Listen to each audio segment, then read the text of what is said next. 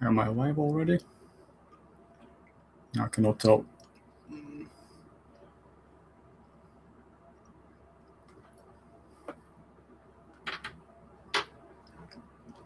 Am I live? Can you hear me? Who else is here?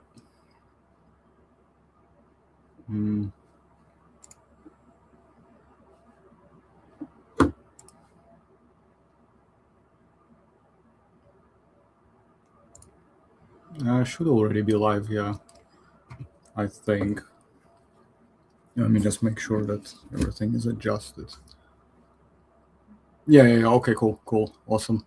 Can you hear me all right? Like, am I too loud, too quiet?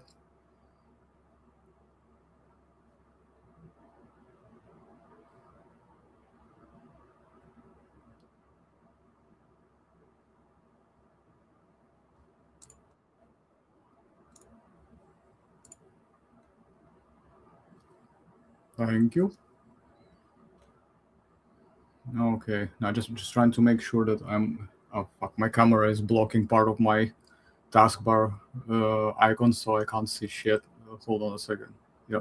Here we go. So I want to see if any of the bros are gonna be able to join as well last minute. Yeah, Merry Christmas to you too. Thank you for coming. Yeah, because I can't really hear myself, so I'm gonna have to rely on you to just give me some feedback on this, just to make sure that everything is good. But let me see if any of the bros from the server are gonna be able to join as well. Let me see. Maybe I can. There has to be like an invite somewhere.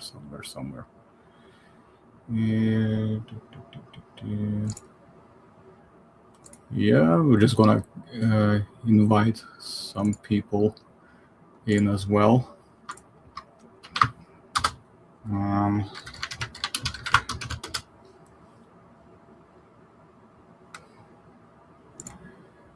All right, so what's going on? Let's see who is here.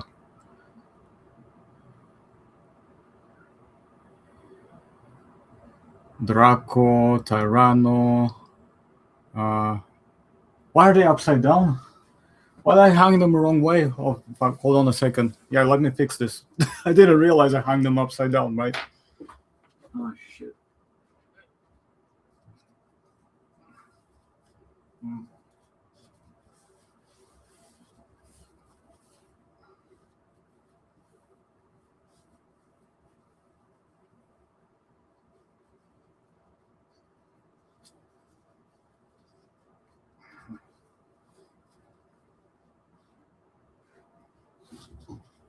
Yeah, there we go. Fixed. That's all fixed. Hello, Angel. Yes, we know who you are. I mean, she's new to the channel, so it's been a first time in a while that we've had the ladies on the stream as well. It's mostly bros, so. But just so you know, we are gonna be using some bad words here, Angel. So hope that's not a problem. Yeah, I've had them for a while. They're pretty cool, aren't they? These curtains. Let's see if any of the bros are gonna be able to jump in. Maybe later, because I think even now in let me just check the world clock just for a second, just to see what time is it in other places. So Japan will be too early. There will not be anybody probably here coming in from Japan to watch the stream. Maybe Harry from Sydney might jump in. It's nearly 9 o'clock in the morning, so next day maybe we can get him to jump in. Angel, it's quite late in Russia, so I hope he'll be all right. Let's see who else. Okay, so America is mostly awake now. Should be okay. See if anyone else jumps in. So I made Earl Grey. I'm just gonna drop a couple pieces of honey. Let's drop some of that in here. Picture fix.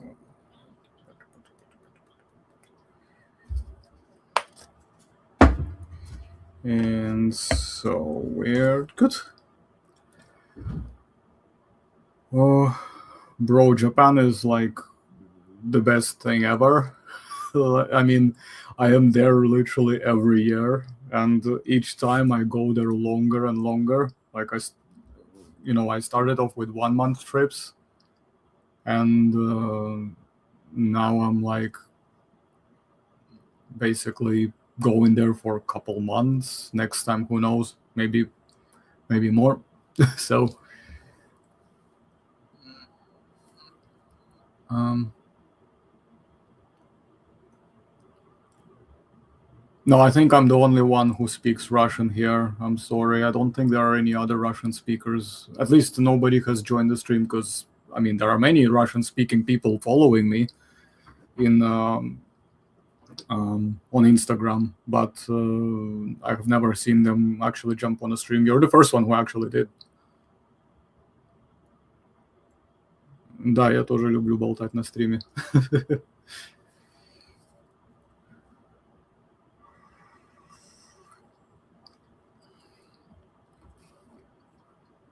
So we'll see what's going on. There's about 4 people at the moment. I want to get some bros in here. Maybe we can like do some clip reactions or something. Or maybe I can...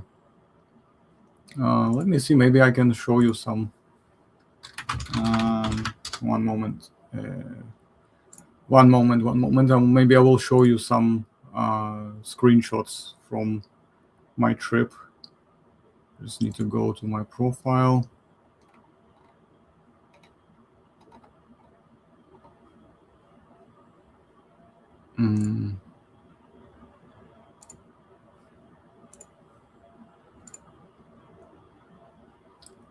I was in Italy as well for a while, like in mid-November, but only for like a week or so. So that was quite fun too.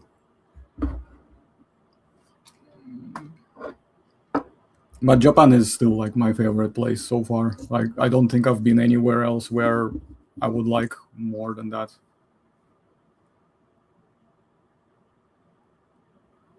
Понимаешь, да, когда разговариваем? Ну или когда чатимся, а то просто никто по-русски не говорит. Yeah, because I'm just saying that nobody else here speaks Russian, so we're gonna be talking in English. But she says she's okay, so we'll be fine. We'll be fine. Don't worry. We'll be all right. I wanted to see if I can set up sharing the screen. Let me see where it is. Screen sharing. Share a screen. Instagram. Okay. You see this, right? Yeah, you can see this probably. So, yeah, this is from Italy.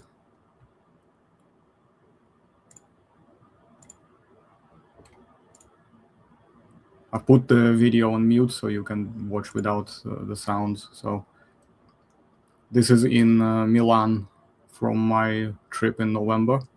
It was still quite cold.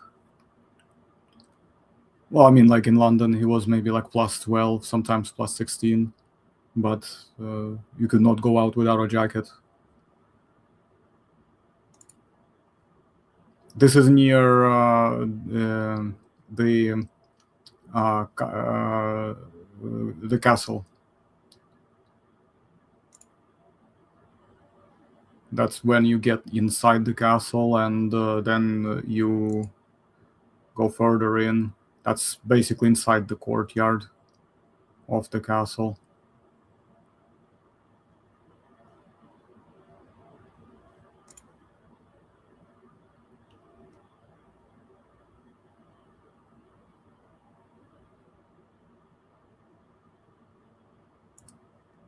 Okay.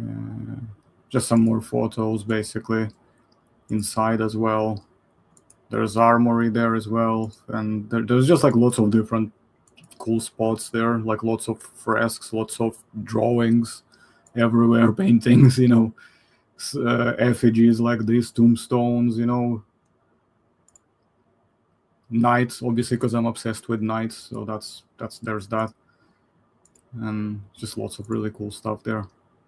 This for some reason was blank. I don't know what happened there, but that's a hand cannon, like a gun thingamajiggy.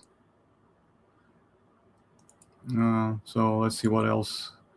This is in the city center of Milan. This is cathedral in the area, as you can see in the post. It's like right. I mean, I don't know. Is this okay, by the way? Shall I enhance or shall I just keep it like this? Because I cannot make the image any bigger, I think. Let me see what happens. Maximize. Yeah, that means I'm disappearing, but okay. Yeah, it's very medieval type of stuff. Oh, yeah, it does. I will get to the Paleo Museum in a bit. Actually, I will show you once we see this one. This is the cathedral from the outside. That's the square, basically, the area around the cathedral. And this is the shopping gallery. Everything is basically like a living piece of art. It's just so insanely beautiful.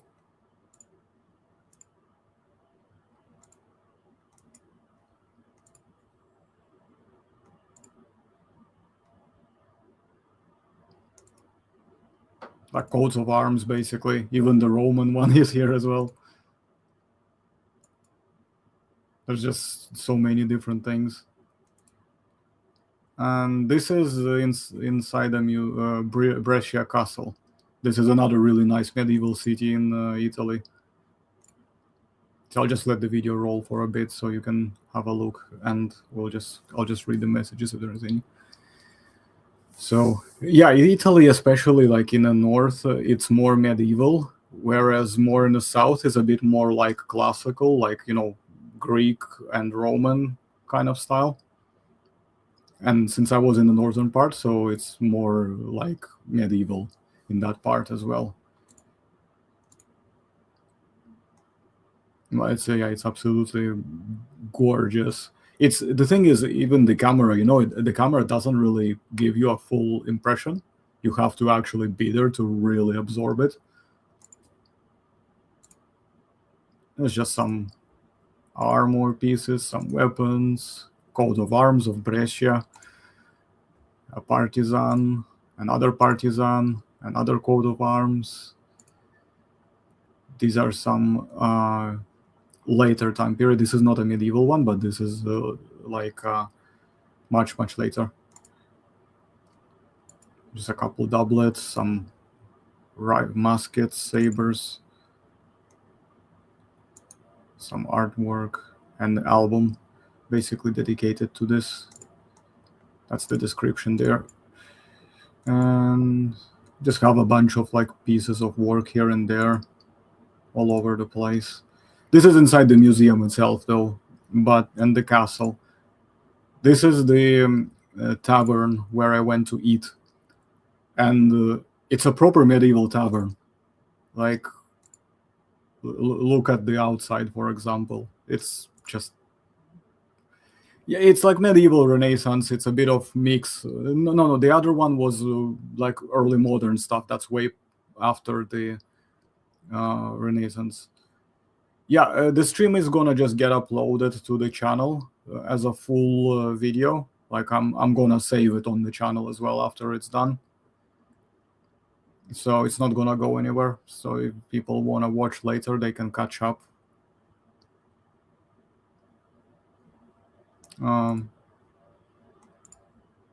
That's inside the tavern there as well. Again, different paintings of coat of arms. That's inside the actual premises where the stables are. It's like you are basically inside like a medieval tavern, like an adventurer guild or whatever, you know, like one of like those stories where you go to a tavern, pick up a quest or whatever, you know.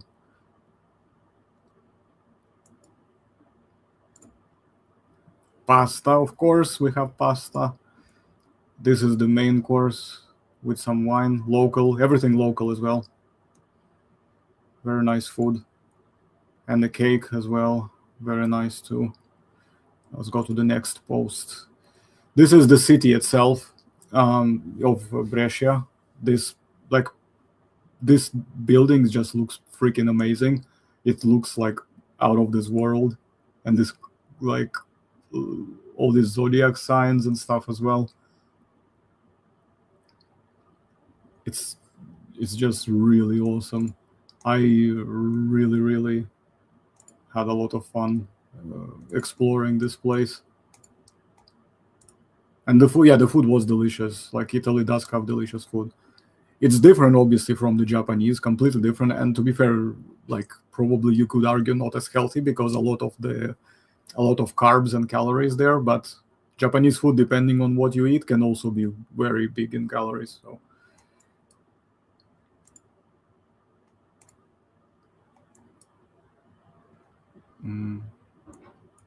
Just like random places. Oh yeah, and I don't know if you can see, but in the left bottom corner, the green writing there, that's Rolex. It's just like, you have like a medieval city, and then it's all of a sudden it's Rolex right there. Yes, that's right. Horoscope dial. I was trying to find the right words for it, but I couldn't. Thank you. Yeah, horoscope dial looks pretty cool. There's like more designer stuff. All the while, it's like just very nice, stylish, artistic looking buildings everywhere.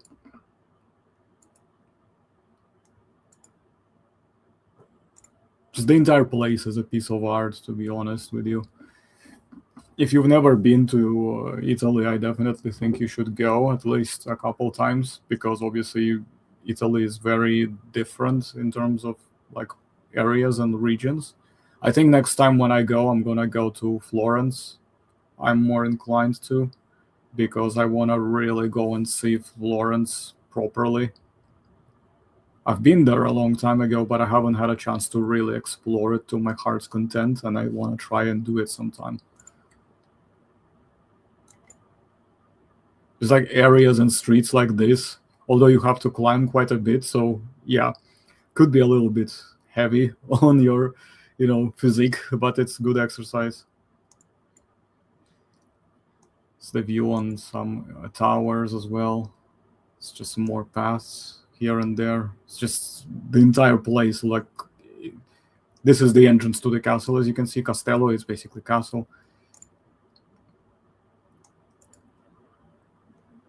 And some, I think they are tangerines. I'm not sure if they are oranges or tangerines. I think they are tangerines, the ones that were growing there. There's just some more stuff, view from the top. That's when I already climbed up to the castle. Well, nearly, like almost at the top.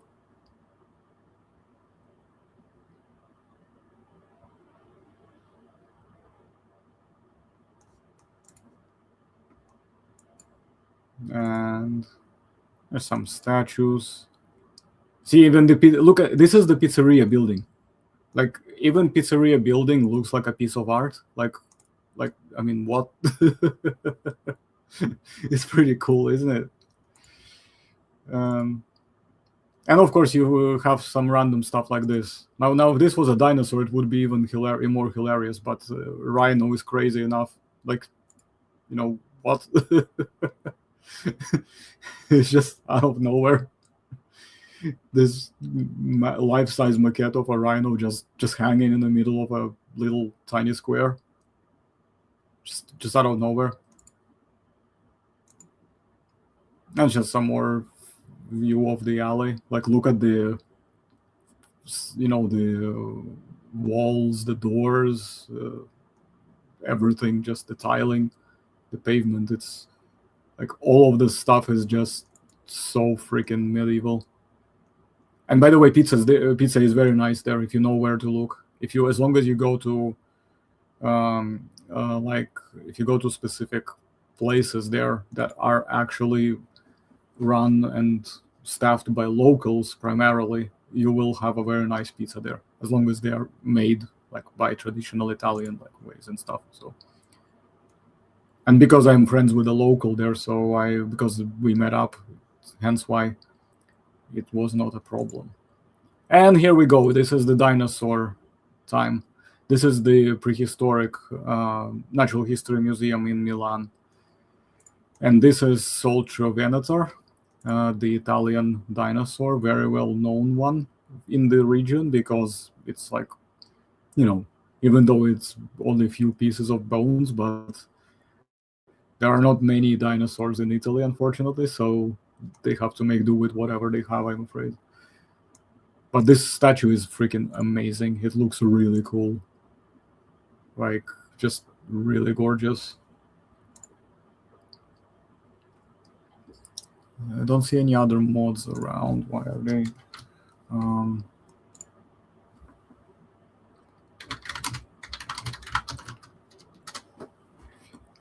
just gonna drop another invite. That's the building at the front entrance. Yeah, when I first saw it, I actually thought it was a Ceratosaurus, and then I came closer and I realized that it was not supposed to be an Allosaurus or Ceratosaurus. It's basically a local dinosaur. Then this is a maquette, by the way. This is not a painting. This is like a maquette behind the glass, but it's quite big, like life size, kind of.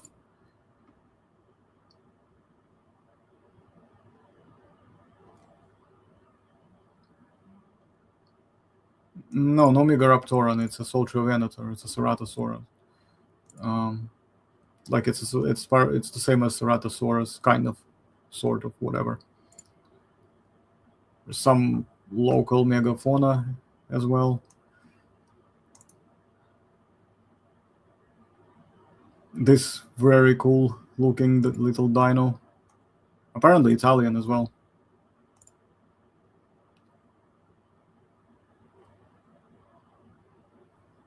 That's the video playing of it. Yeah, one of them was at Anistrophius before, yes.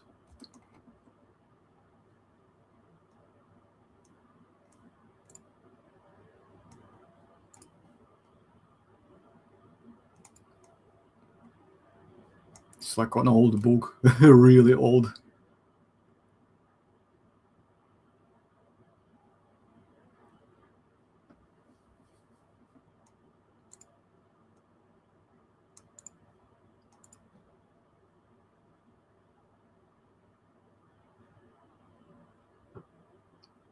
Just trying to see where it ends, and then I will go to the next slide.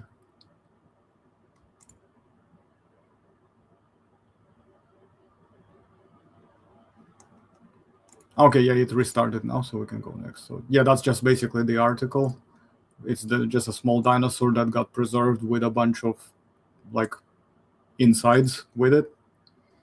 Well, whatever was possible to find.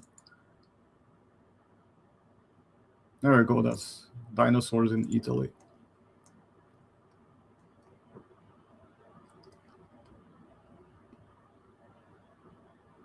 It's just a map basically of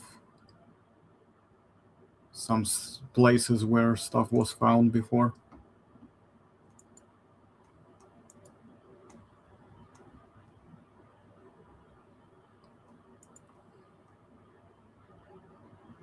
And that's some parts of the Venator that were found as well. As you can see, there's not a lot.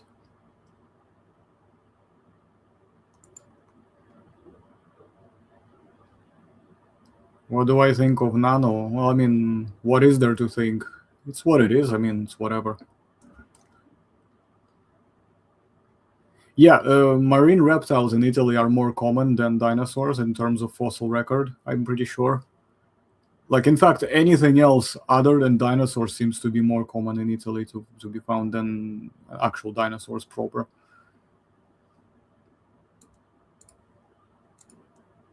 And that's yours truly in front of a Glyptodon, but that's not a local one. I think this is a North American one, the actual Glyptodon. And this is a massive, like I think it's an oyster or something, but this is a massive shell, by the way. This is huge. Yeah, it is a ceratosaurid, yeah. So let's go to the next. Let's see what you guys say first, and then we will go to the next one. Some more tea.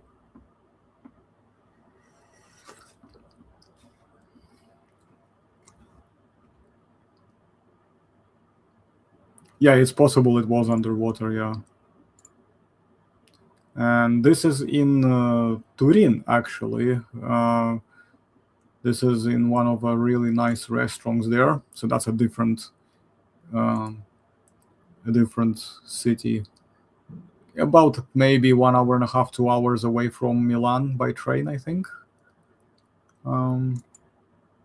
Again, pasta. Well, actually, to be more precise, this is a Turin-style spaghetti. That's what they said anyway. And we have this nice, really delicious salad. And we just have some random stuff, just really cool decorations. Local chocolate cake, because Turin apparently is known for chocolate. And here we go. That's the chocolate. These are all different flavors of the chocolate. And yeah, it is. I think it is either a duck or a goose. I can't remember what exactly it was. Looked like a goose to me as well, but I'm not too sure. My cup. This one is tea. It's just a tea. It's an Earl Grey tea with some honey. And this is hot chocolate. That's when you open this and you see the bit like right above the cup there. That's basically a whipped cream that you can add. Chocolate. To be honest, I don't remember all the flavors, but there's just so many. This is only a small sample of them, and I only got this because, well, for one, I have to be honest, it wasn't particularly cheap, so you have to be very careful, but it's really nice though. Like once in a lifetime, if you go, it's worth it. Don't worry about spending money, just don't spend too much. But it's still very nice. But flavors are different. There's different praline, there's strong coffee ones, there's cacao, whatever, anything. Obviously, because we're in Italy, there's gonna be some pistachio there somewhere or pistachio. I keep forgetting how to say it. But yeah, it's pretty common. And there's obviously this one. The hot chocolate I've got is a dark one, and it's really good. Really good. It's very thick as well. Absolutely delicious. Just super. And let's go to the next post. Let's just see what your comments are. Oh, yeah, there we go. Yeah, lots and lots of chocolate there in Turin. Turin is a place for chocolate in Italy, basically. If you want a good chocolate in Italy, then you go to Turin. A lot of even local people from other parts of the country, they go there. So that's the Royal Palace of Turin. Unfortunately, the armories were not open because they were refurbishing, and I was very, very annoyed at that. But oh well, what are you gonna do? So I just settled for whatever I could. So there we go. That's the Royal Palace. Inside, so lots of different artwork, chambers. Just insane amount of stuff there. That's probably worth a freaking fortune. This palace, so this used to be a home to the House of Savoy. That's where they lived basically when they were in power. Just so many ridiculously expensive things. You can see it's just so, well, I mean, it's a palace, so, and it's royal. And there we go. That's me in the mirror.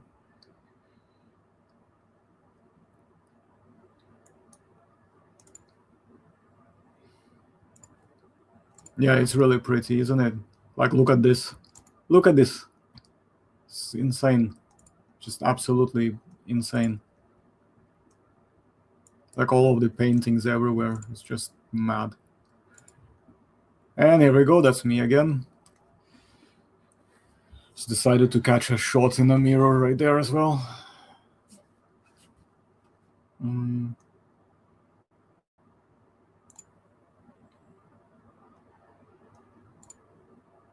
Coffee room. Literally, this is a coffee room. I'm not even joking. It actually says this. You can see there. It's coffee room.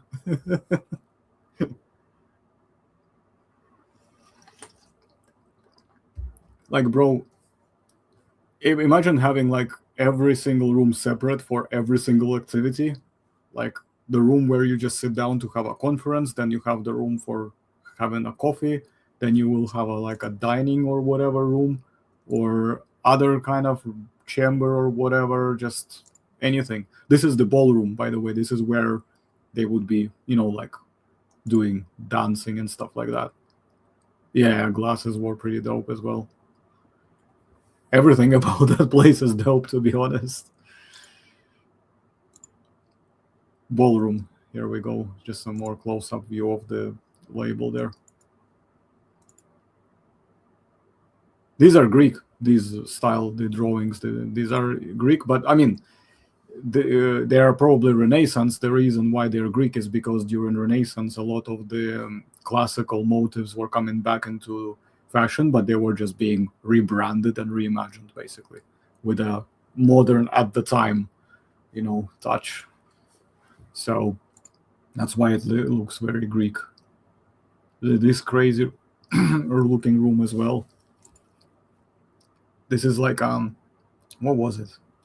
It's like it's like a chamber of some sort. I can't remember what it was, but it's absolutely gorgeous as well. Just worth looking at. It's like every single thing is like a piece of artwork.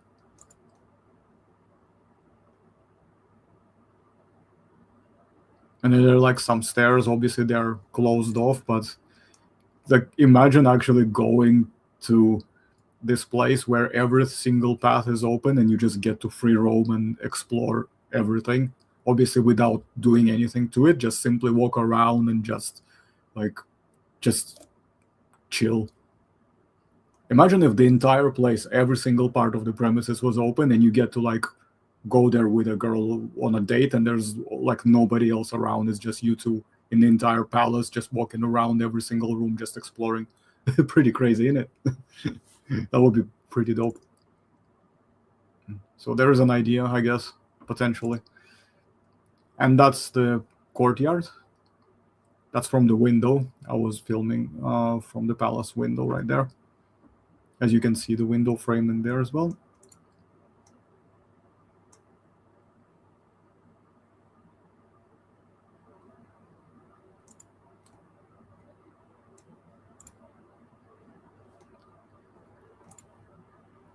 Yeah. Trolling is fine. We don't have a problem here with trolling. Можно троллить? Ну, попробуй. Yeah, you can try some trolling if you want, but we'll see what happens. I mean, I'm not banning anyone if it's like some just normal funny stuff, obviously. So I'm not like, I don't go crazy on that shit. So you can, Angel, if you want to troll, you can troll. I mean, if you want to troll me, you can troll me. I don't mind. Yeah, there would have been more plants because, well, for one, it's, let me see if I can go back for a second. Let's go back to that outside shot. Yeah, also bear in mind it's autumn. The season is when you don't get like some of the pots, as you can see, they are not blooming. Yeah, Italy is like really pretty.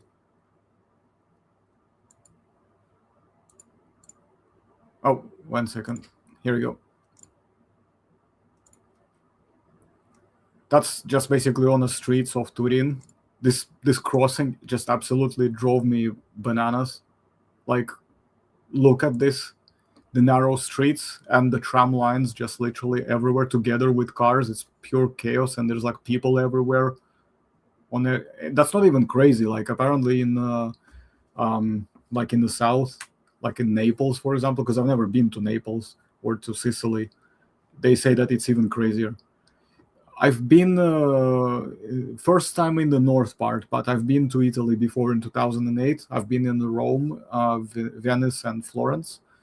But it was, as I said, 2008. I was like, what was I, in my 20s, I think, early 20s. So just streets of Turin, this coat of arms everywhere as well.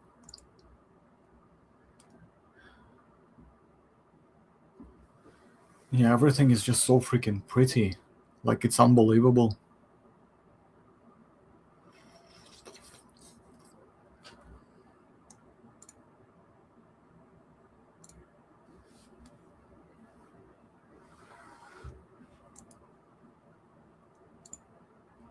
It's just a picture. There's more street shots of the place.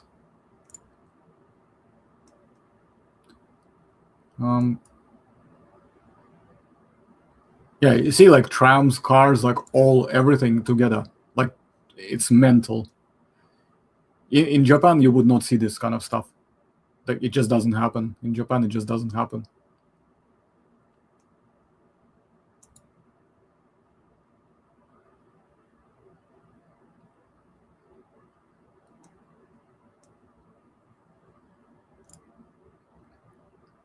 Just some more like churches, chapels, because they're everywhere as well. They have so many of these things.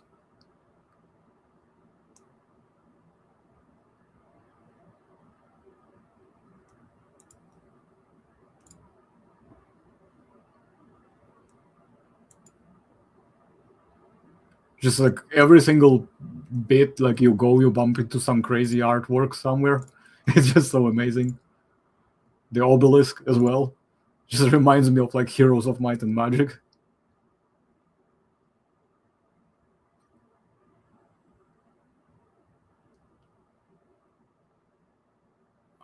Dolomites. 1 second. What are the Dolomites? For some reason now it's Dolomite.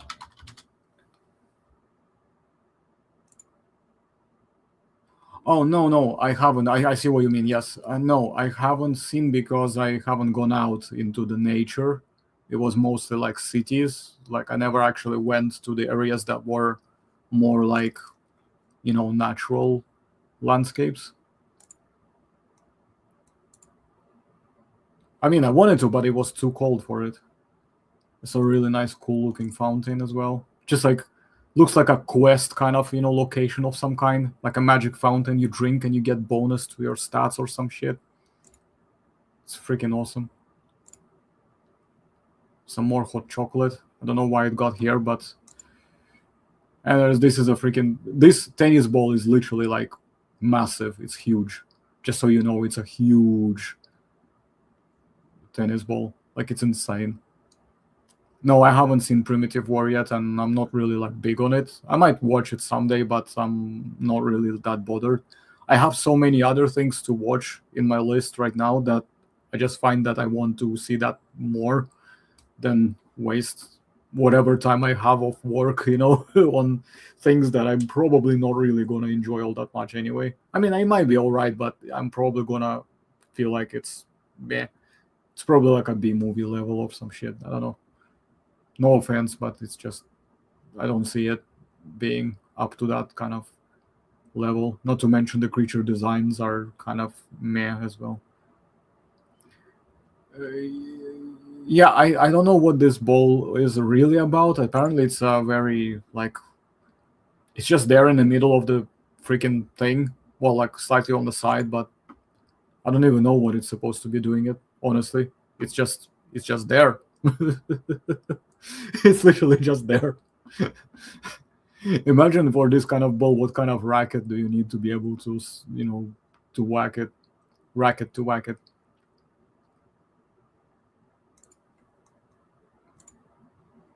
It's a statue as well. Lots of statues everywhere. Another shopping gallery there as well. They have lots of shopping galleries in basically every city. Some more beautiful buildings.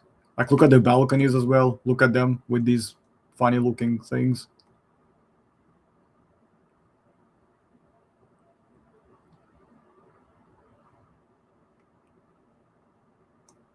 Yeah, I imagine. Да, представляю, да.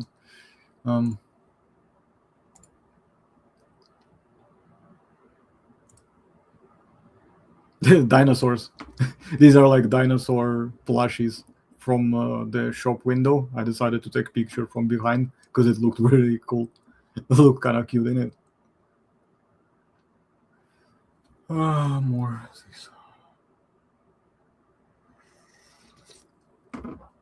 Yeah, they're probably like some kind of noble, like individuals from nobility, probably knights or other kind of, you know,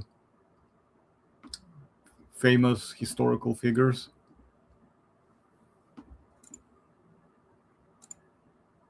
And there's this thing as well, apparently, very, like, also out of nowhere. They just, like, Turin sometimes gets a bit random like this. Just like, this is in the train station of Turin as well. You go out and it's like, basically this thing is just standing there. Just standing there, literally in the middle of the whole thing. It's just really random. And here we go. This is obviously I'm going in a slightly reverse order. It's my first day in Milan. That's just like one of the areas that's right in the open, and it was raining as well, so I had to take pictures and videos outside of, like, with an umbrella in one hand and my phone in the other.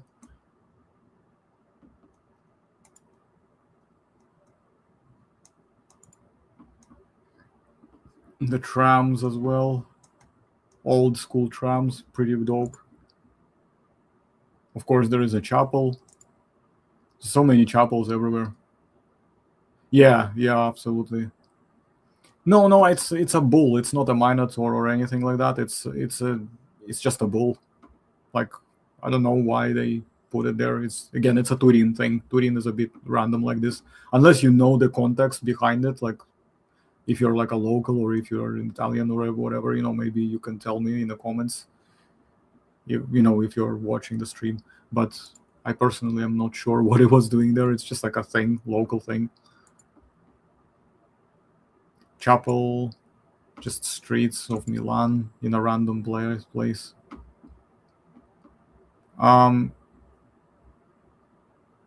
Где-то 12 или 15. Like, yeah, it wasn't very warm. Like 12, maybe 15 degrees, maybe sometimes.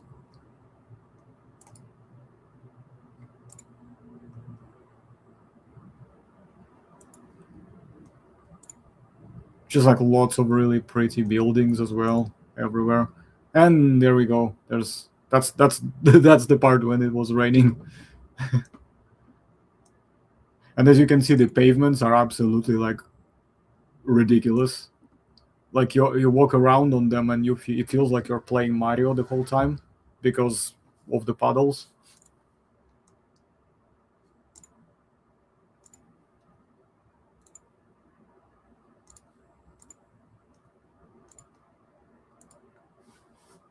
Coffee and croissant, or cappuccino to be more precise.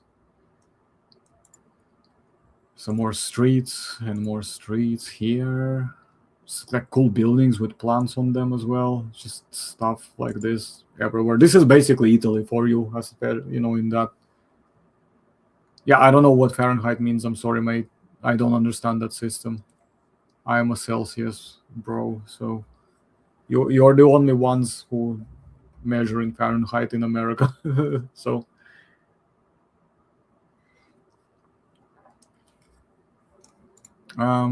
let's actually go back to the reverse order, and I will open up with this.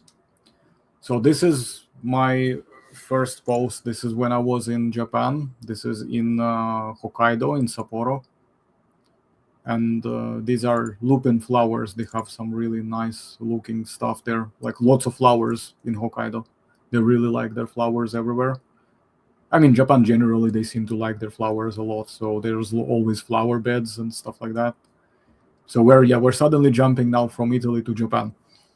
So, and most of the posts will be in Hokkaido. I was there, just so you know, it was June and July. So it was at times pretty damn hot, and even for Hokkaido, it felt pretty hot. I gotta be honest. I was not a fan of the weather in some cases, but outside of that, everything else amazing. Like, just the longer I stayed there, the more I wanted to stay there and carry on. I didn't feel like I had enough of it. Um, and there you go, yours truly. This was a house party when we were uh, having like a celebration opening of the new share house for the school, because I was at the time when I was there, I was studying Japanese um, in a language school, and the school manager invited people to go to a party to for opening of a new share house, and I was one of the guys doing the cooking for things. Cooking takoyaki here as well.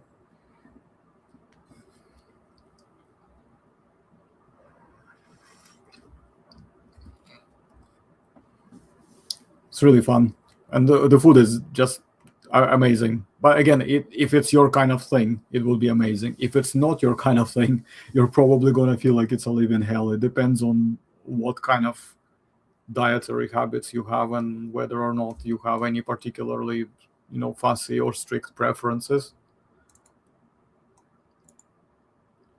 And that's me doing the okonomiyaki.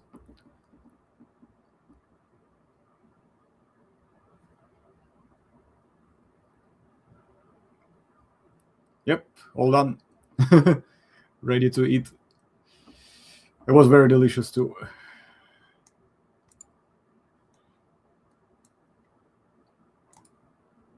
And that's me wearing a yukata, which is like a summer kimono thing. And they had like a summer festival, because festivals are a big thing in Japan. So it was like when you go out in a festival, the locals always dress up in their traditional clothing. So they were offering the students from school to get dressed up as well, to book it. So you have to book in advance, obviously. And they invited some of the local young girls and guys from another university to basically help us get dressed in this yukata, because obviously we didn't know how to do it. And they invited them, and they were dressing us up. That was pretty cool, actually. Really nice. Lots of fun as well. And yes, I grabbed one of these as well when I was at the festival. Just walking around, just basically acting like an idiot. Well, not in a bad way. Like, I wasn't bothering people, for example, just walking around with a mask and just eating food and just looking funky like that, basically. So it was lots of fun. Um, let me see if there's gonna be any more.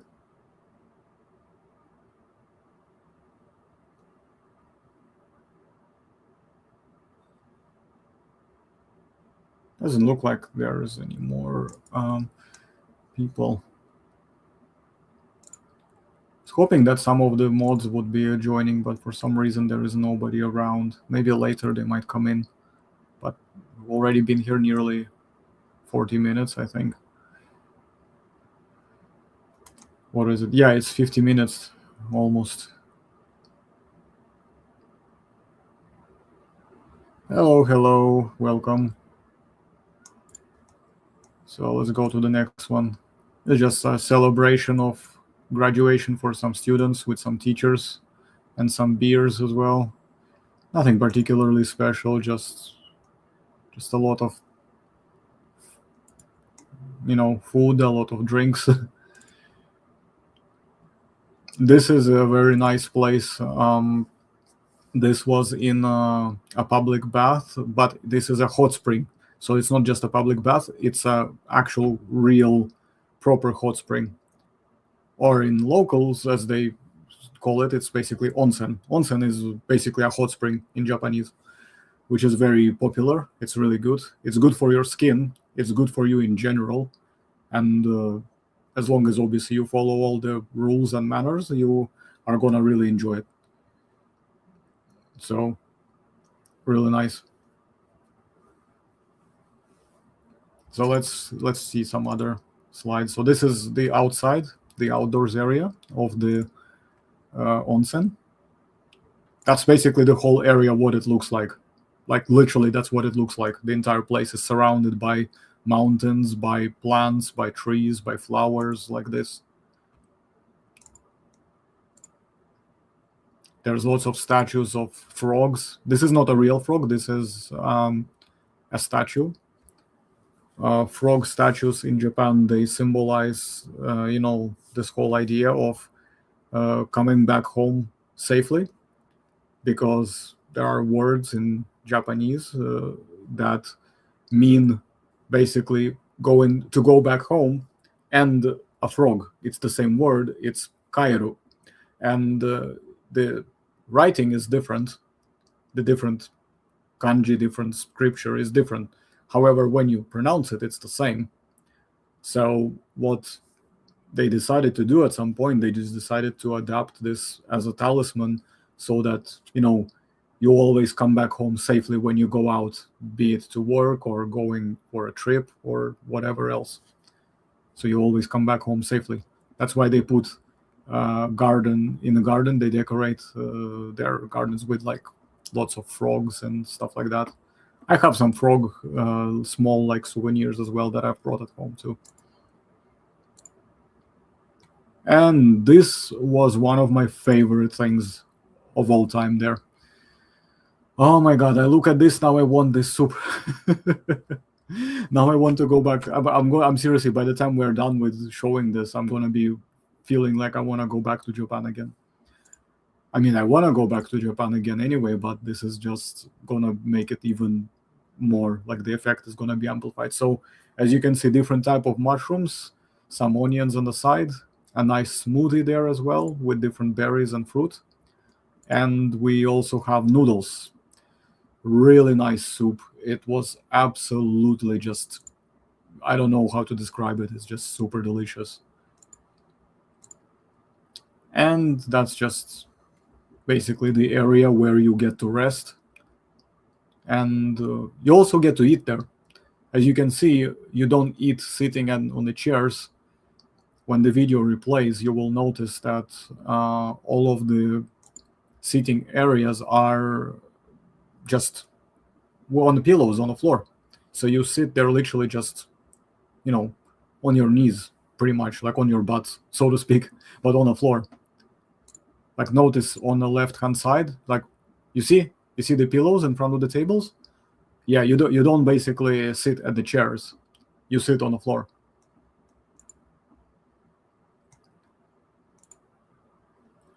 And this is another really cool place we went to.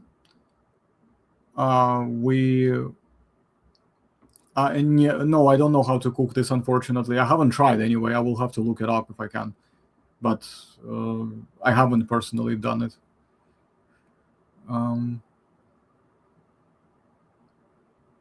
It's not difficult for me.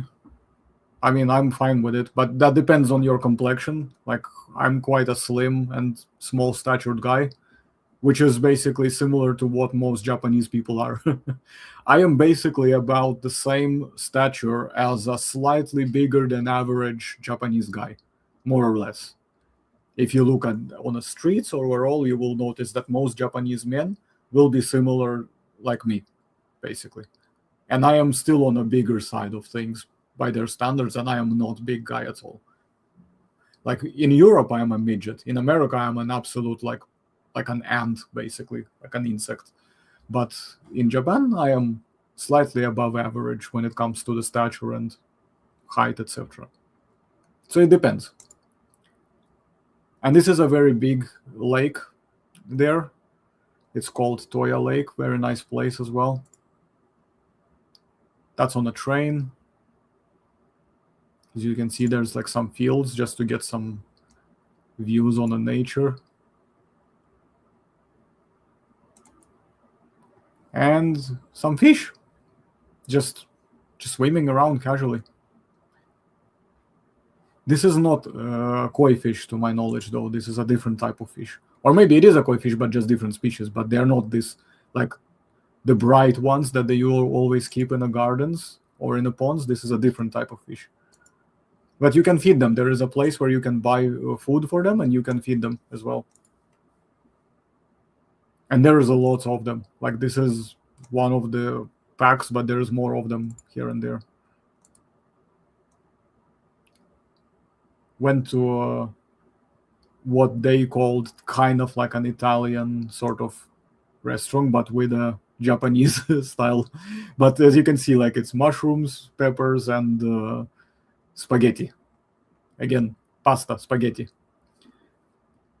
But very nice, though. And it was the best place around there as well in the area, so we just decided to go for that. And then we went to this place, which was absolutely insane. Now, this place is a farm. Hokkaido is known for farms. It's really, really, really, really delicious. This ice cream is locally produced, and it has different flavors like pumpkin, banana, whatever. Well, not banana, sorry. Pumpkin, milk, vanilla, corn. I think mine ones were pumpkin and corn. And there's like watermelon, some other types of melons, like whatever else, just many different. Sweet potato as well. You can have a sweet potato ice cream. There's so many different things there. Yeah, you mentioned in flowers, so there you go. These flowers, there are just like so many of them are just absolutely gorgeous.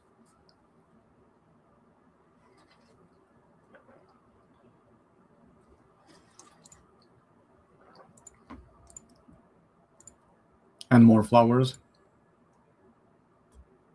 As I told you, Japanese people love their flowers. They are absolutely like mad about flowers, and they look after them very well too. Like even these types, like really cool. Just like so like lantern style flowers.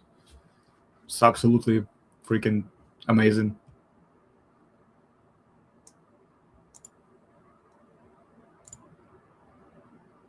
These ones too. There's so many different. Like it's hard to say what I do not like about it because it's really that amazing. And I mean, I've been to Japan many times already, so and even before I went there, I already knew all the nitty-gritty nuances. Like I didn't go there blind, like a crazy weeaboo, whatever. I don't have that problem. I just went there like a normal guy wanting to explore the place, experience everything, following the rules, whatever, just.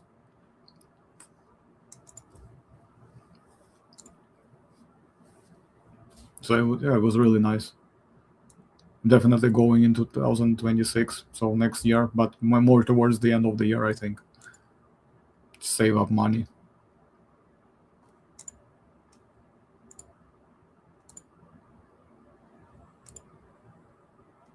Just like lots of pictures, mostly flowers. And there's like a view like this as well. So many different. This is like another side of the lake, I think. That's what it is. Yep, and a goat. They had a goat there. Yuki. That's the name of the goat. The funny thing is, like, it just walks around there. I mean, obviously it's tied to with a rope to the area so that it doesn't wander away, but there's like kids coming up to it as well, just like petting it. And there's a cat, Haru. It's like everything basically, like it's like there is not a place like this in Japan where you don't have a cat. Like Japanese people really love their cats.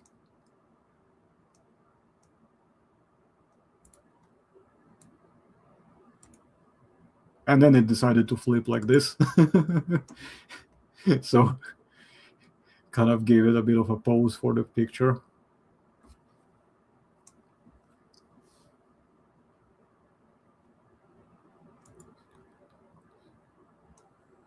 And okay, that's it for this post. So let's go to the next post.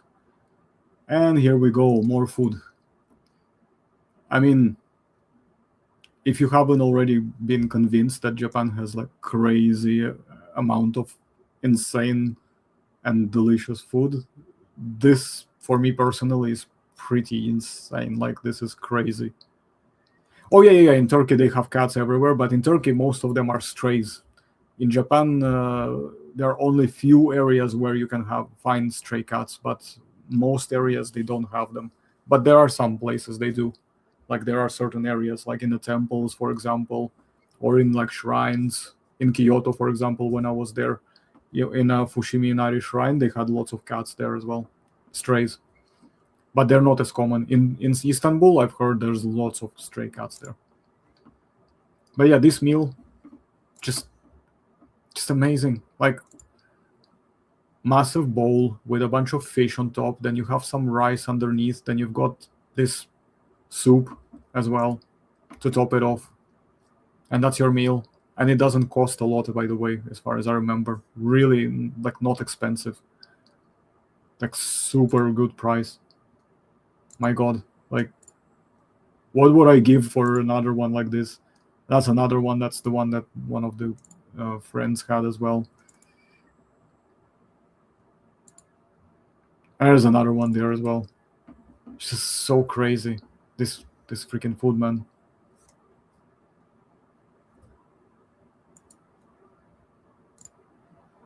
And that's me at the top of the mountain called Mount Moiwa during the sunset. Really nice view there as well. Overall, really cool. Just really nice atmosphere.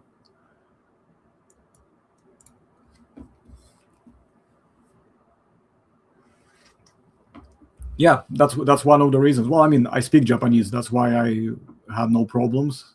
And my Japanese level, obviously, it's not, nearly amazing at all. Like I'm still stuttering quite a lot because I frequently forget words, or sometimes they say things I cannot understand, for example, if I don't get like one or two words there.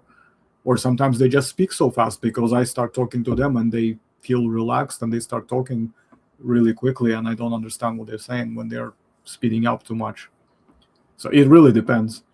But because I can speak the language on a basic level without major problems, especially when it comes to going to places, I pretty much have no issues when it comes to ordering verbally.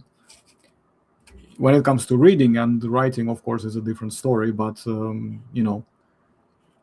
it's still not that crazy. I mean, I can use a translator app to translate whatever I need to get the basic idea of what I want. And sometimes I just walk in and I just say, hey, can you just please recommend me something that is like very popular, or like your specialty of the day, or chef specialty, or whatever. And they just get that for me, and then it's all done. It's all good. That's one of the reasons why I've never been like refused entry into a place where some tourists sometimes they get refused entry. They say, oh, no. They say, no English, no, only Japanese. And when I responded and said, no, Japanese, okay, no problem. in Japanese, obviously. Then the owner instantly, the grandma who was owning the place, she was like, "Oh yeah, yeah, yeah, it's okay, come in." It wasn't this time. It was my first trip when I was there in 2023. It was like some like sushi bar in Tokyo in Shibuya, I think, and it was more like an area where only locals went to. There were no like tourists in there at all. It was just like locals, only Japanese people, and yeah, no problem at all. In fact, some locals were looking at me like, maybe surprised that I spoke Japanese. So they're very like genuinely they get surprised at this kind of stuff. So let's see what else we have. Yeah, just some background photos on a view on top of the mountain. And let's see what else. Yeah, that's the sunset, but also that's before the sunset, but that's the rainbow shots, the double rainbow. In fact, as you can see, the one is brighter, obviously, the other one is a bit more pale, but yeah, it's pretty nice. It was just after the rain as well. That's probably why.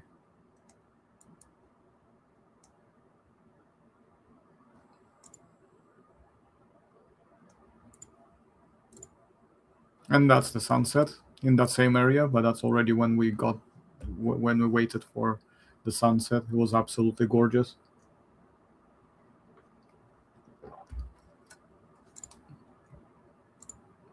And more view on the sunset. Really amazing. As you can see, the streets are lighting up as well. Everything is kind of like sparkling a little bit.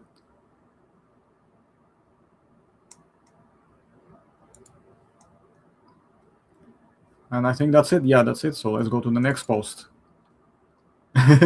That's me and my friend just posing for the pictures. We got like we've got basically a couple local girls there. We just like came up to offer them first to take pictures. They were taking pictures of themselves, and we just came up to them, talked to them, just said like, "Hey, do you want to take pictures?" And then we take pictures of them. And then they said, "Hey, do you want us to take pictures of you too?" And we were like, "Yeah, why not? Let's go for it." And yeah, we just kind of had a bit of a fun there with some locals that weren't with us. We just kind of met them. I mean, it was funny because when we first arrived to the station, we saw them already, and we were in a big group. And me and my friend, we just kind of like walked past them, kind of just being like, like hi, hi, hi, like hello. And we were basically kind of having like a bit of a thing going. I don't know how to explain, but just exchanging looks, and just like laughing about it. And then it turned out as a coincidence we ended up in the same place as well, because they were going to the same area where we were going, but we didn't know that. And then me and this other guy in the picture, basically, we like talk. I'm talking to him. I'm just like, "Yo, Mikey, are these the same girls that we saw there back at the station?" He's like, "Yeah, that's right, man. That's them." And I'm like, "Yeah, okay, let's go say hi, and maybe we can take some pictures or whatever, some chat." And like, "Yeah, okay, cool." So we went up and well, we did a thing. And so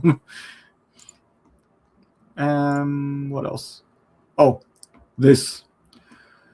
Oh, where do I start?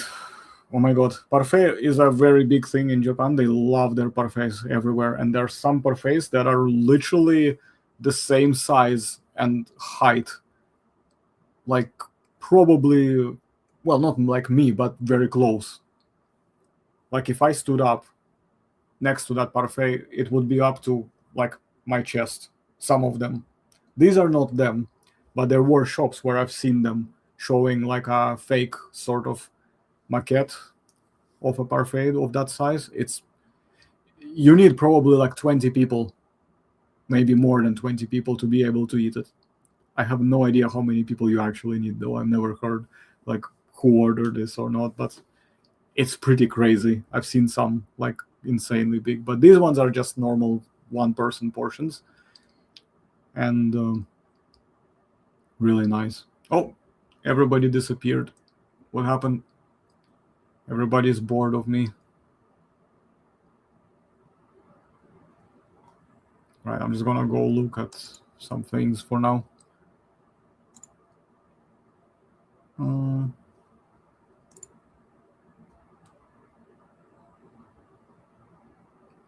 How long has it been already? It's been like 1 hour, 10 minutes now.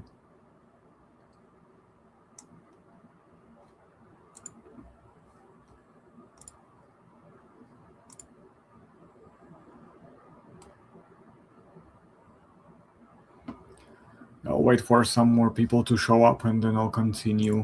What was it there anyway?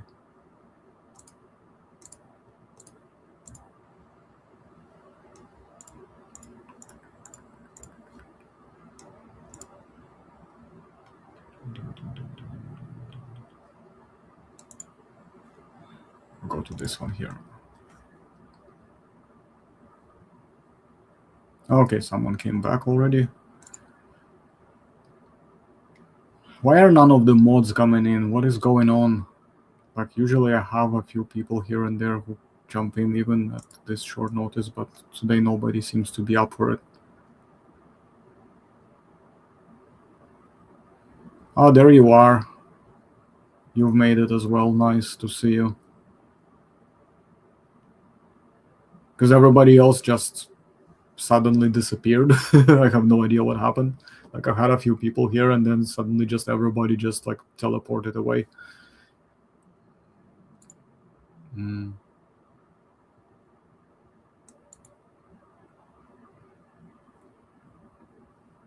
Yeah, I'm just showing off some posts from stuff, just sharing what I've been up to, since there is nobody like co-hosting, so there is not much to talk about.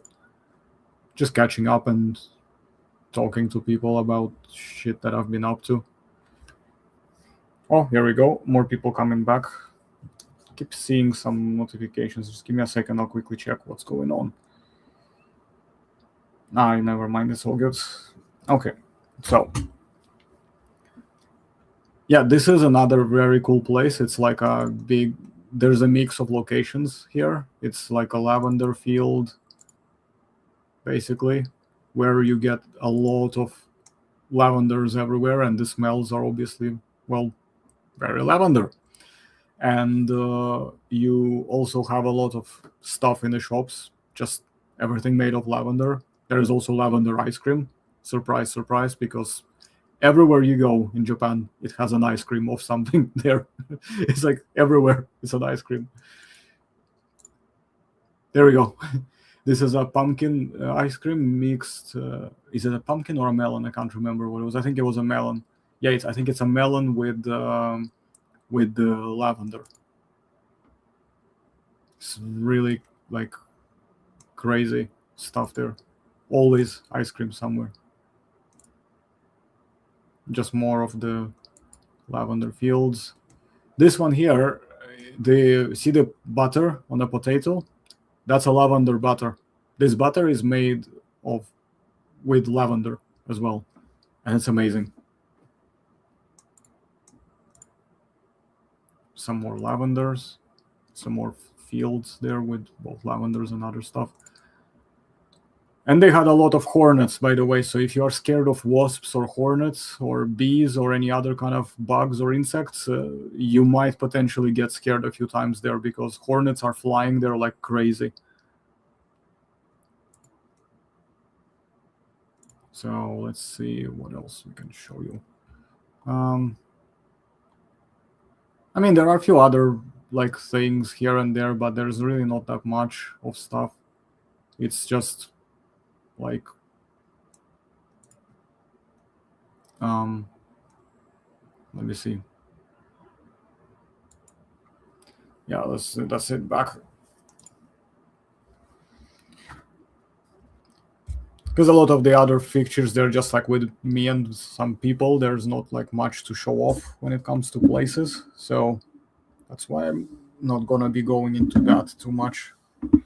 I just shift my microphone into here, maybe, so I can sit back a little bit.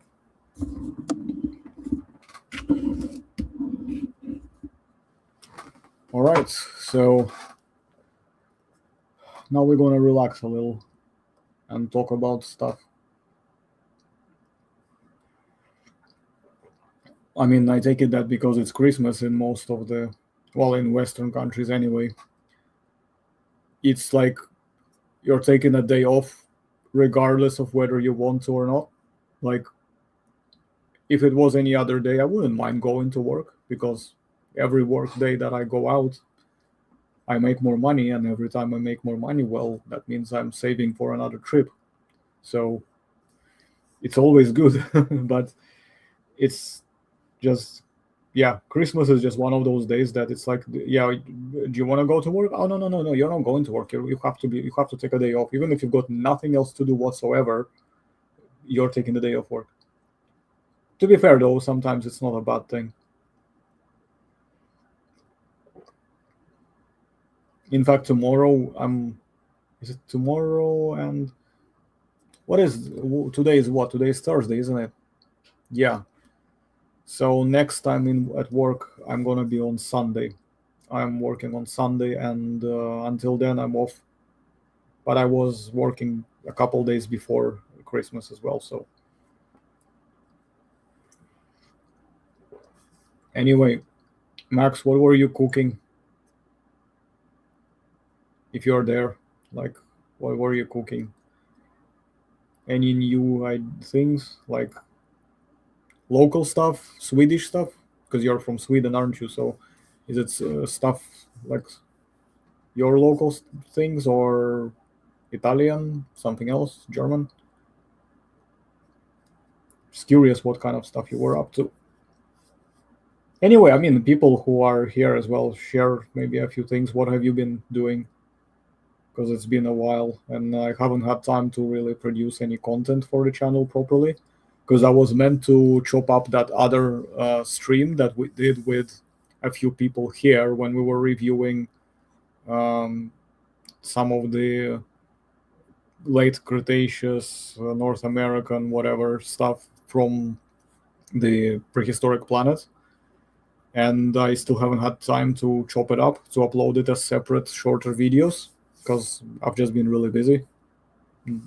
And when I'm not busy, I just wanted to relax. I don't feel like doing any video editing or anything like that. So it was just really kind of, you know, just want to sit back, maybe watch something, maybe go and have a cup of tea or coffee with a few people, maybe go for a beer from time to time as well. Depends. Not very often though. I don't drink very often, but sometimes doesn't hurt a little bit. Let me put my chair up a little bit.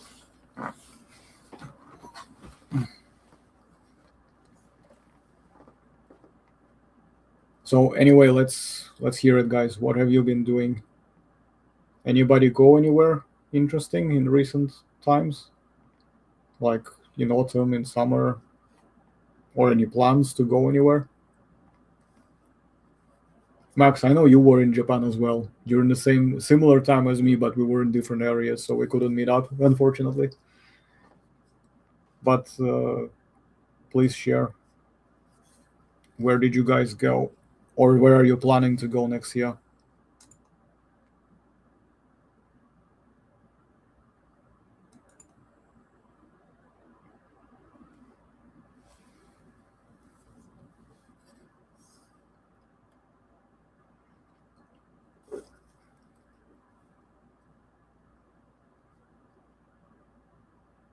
Am I still streaming? I can't understand because for some reason it's very weird. Like I'm not getting any messages in the chat. Nothing. Guys, can you say if you hear me or not, or do you see me?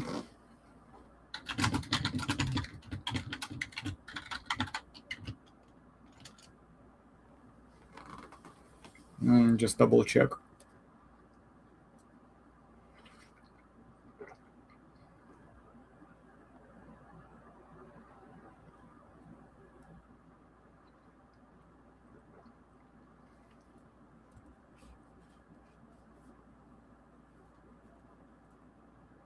Oh, here we go. We've got one response here. It's quite a while though. Is it delayed that badly, or did you only just see it? I'm just trying to understand whether or not like there is a delay or there's a lag between myself and you, so that I can get an idea of how long does it take for you to, to get like messages from me. So ribs, you mean ribs? There is no either, so it shouldn't be any E. I presume if you mean ribs, glazed sauce, carnation, cinnamon, and orange. Sounds good. Mm. I would try that. I would definitely try that.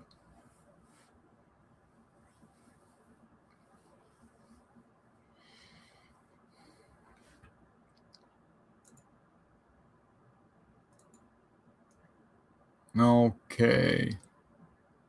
So anything else? What's going on with any of you guys? Come on, let's talk, because I feel like I'm talking to myself here already. So I want to see if any of you have been up to anything. Same as before, as I asked already. Basically, have you gone anywhere? Are you planning to go anywhere? Are you like thinking about something? In terms of what do you want to do, early or late or mid next year, whatever. Just anything. Any new figures? Oh, speaking of, maybe there is something I can show you as well. I've got, I don't know if it's gonna come out well in the camera, but I'll show you a figurine that I've got recently.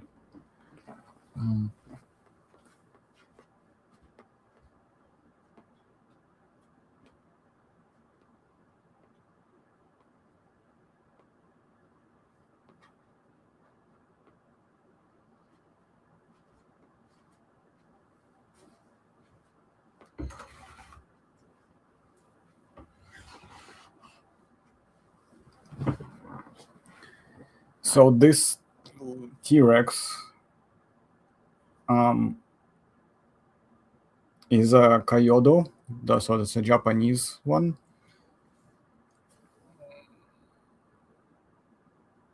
Yeah, I've got it when I was in Tokyo. It was one of the shops in Akihabara where I got it. It's a really cool little mini figurine.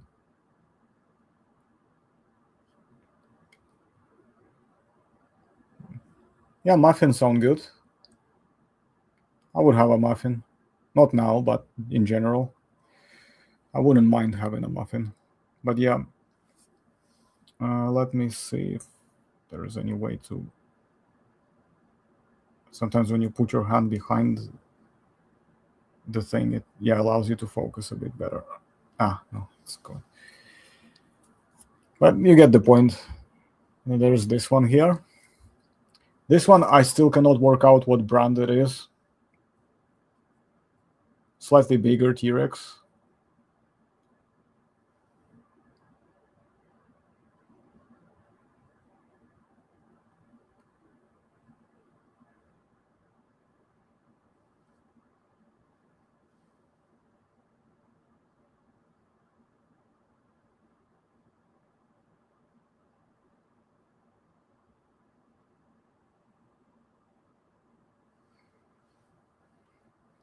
And then I've got this one. This is a 1:35 figurine. That one I didn't get from Japan. I had to order it actually from China. But it's from a company called Showana. It's a pretty nice looking T-Rex as well.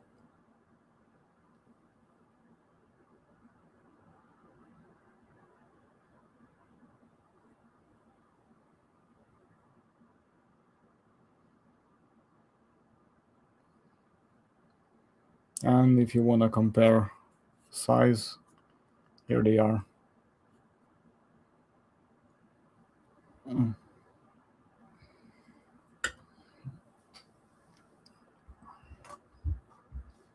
And the other one, I can detach the base, so I can just... Yeah, this is the model based on Scotty. And you can also close the mouth completely like this.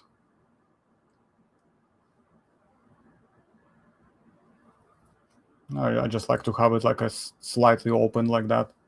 That's my favorite articulation for the mouth. And it's like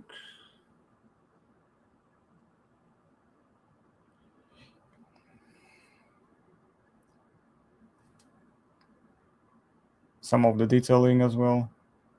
It's pretty nice. It's quite good. I hope they make more figurines like this. Not necessarily. I wouldn't say so. I mean, as you notice, like, see when it's closed mouth.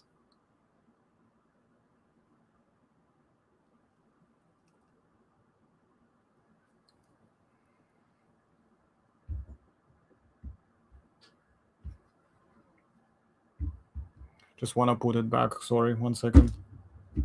Yeah, there you go. Okay, I've put it back. But yeah, I want to grab one from PNSO, maybe two of them actually, and then I want to get one from Howlong Good as well, just to have a whole lineup of different figures of T-Rexes that I like. It's gonna be nice to have all of them together.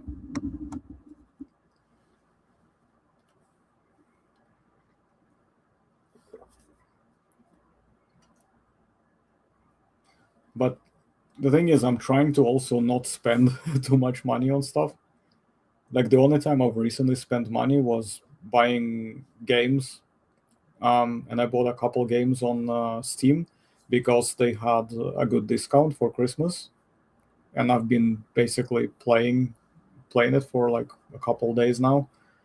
Oh no, wait, I started Age of Empires 4 today, and I've beat the old Fallout 2 yesterday, and beat the final boss and everything. But today I started Age of Empires 4, and I've got some expansions as well with some campaigns. It's a lot of fun, actually. I am definitely gonna try to see if there's anyone from, like, any of you maybe who are interested potentially. Maybe we can play together, like, through multiplayer, just have a match or something. I would really love to play this game with someone as well, because I remember when I was in high school, me and my classmates, we would play Age of Empires 3 just through network, just sitting there in a in a computer room, and hosting the game, and then connecting, and just just going for it, just going absolutely crazy. It was pretty mental, in fact. But Age of Empires 3, I don't know if they've done any kind of rebalance or not, but last I recall that a lot of times you will find that some units are a bit unbalanced because some of the special units in certain factions were too powerful. They're just way OP compared to, like, compared to other factions. So it kind of was more about meta of trying to quickly basically progress and eventually get to the point where you can spam all these special unique units to the point where you cannot basically stop, you cannot stop them. They're just absolutely just steamrolling you. So this game so far, it's hard to say. I haven't properly tested it yet because I've just played campaign only, but the campaign is really fun. It's Sorry, that wasn't Age of Empires 3. That was Age of Empires 4. No, 4 is the one I've got, is the recent one. 3 is the one I've played a little while with one of the guys called Brandon. He was on the channel as well. And the second one is the one I played at school. There you go. Sorry, I got it mixed up.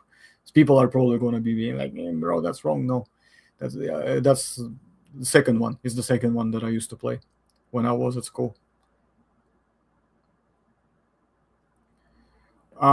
In the second one, I think we played like I'm trying to remember. Let me see if I can quickly look it up. Which ones? Age of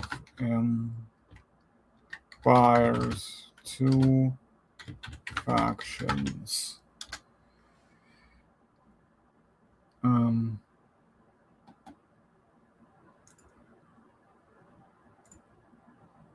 Let me see.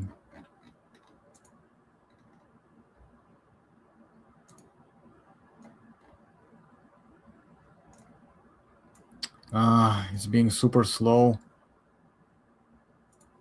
Okay, no, I'm gonna close. Give me 1 second. I'll sort this out. 1 second. Because I want to open up a website where they are all listed so I can remember which one is which.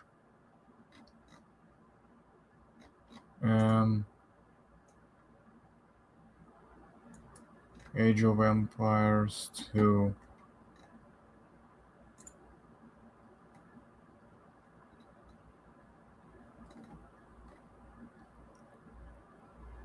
Honestly, I'm not too sure. Like, it looks... Okay, so I'll share this one. 1 second, I'll share a screen.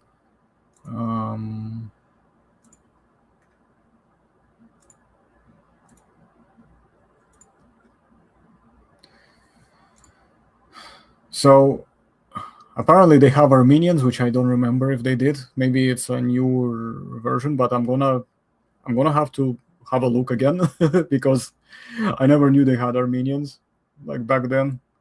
But I used to play, if I remember correctly,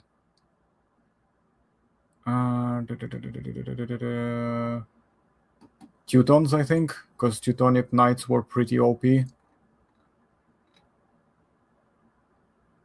Oh, that's like all... Okay, wait. Yeah, this is Age of Empires 2, right? Yeah, okay.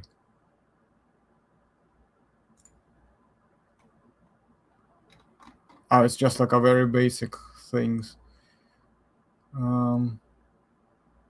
Because they have basically a special units like Teutonic Knights, which are absolutely freaking OP, and they just basically destroy everything. But the other ones, I think, that were quite commonly picked to play as were not just, if I remember correctly, I'm pretty sure Persians was one of them as well. Obviously, these are very, like, you know, it's not quite, I think, correct how they are divided, because obviously factions would be very strongly tied to a time period as well. Some of them would not be applicable to certain time periods, so it makes it a little bit tricky. But yeah, I'll need to replay it again to see all of them again, because I feel like I'm forgetting a lot of stuff. But Persians and Teutons, like those two, they definitely come to mind. As for the other ones, I'm not too sure. Because I think it was Persians that had the war elephants, which were also pretty OP. Like, war elephants were absolutely freaking insane. But Teutonic Knights were, I think, even worse, to be honest. They were absolutely just unbeatable. It was ridiculous.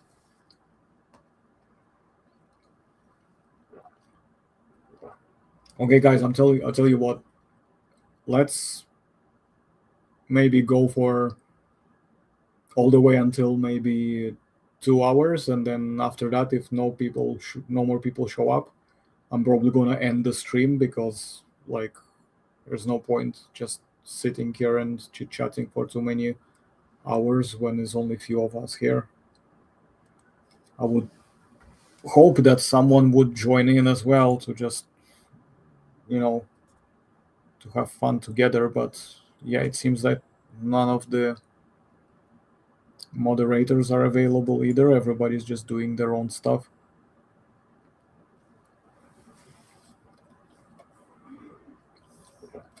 In Age of Empires 3, I remember I played as Japan quite a lot, and I also played what was it? Trying to remember. Was it India or... Yeah, I think it was India as well. That was quite a fun faction to play as. There's quite a lot of other ones, really, like the Portugal, Spain was also quite fun to play as. England, just like so many different things. Yeah, if Paleoloxodon was not extinct, it would have been able to probably be used as a war elephant.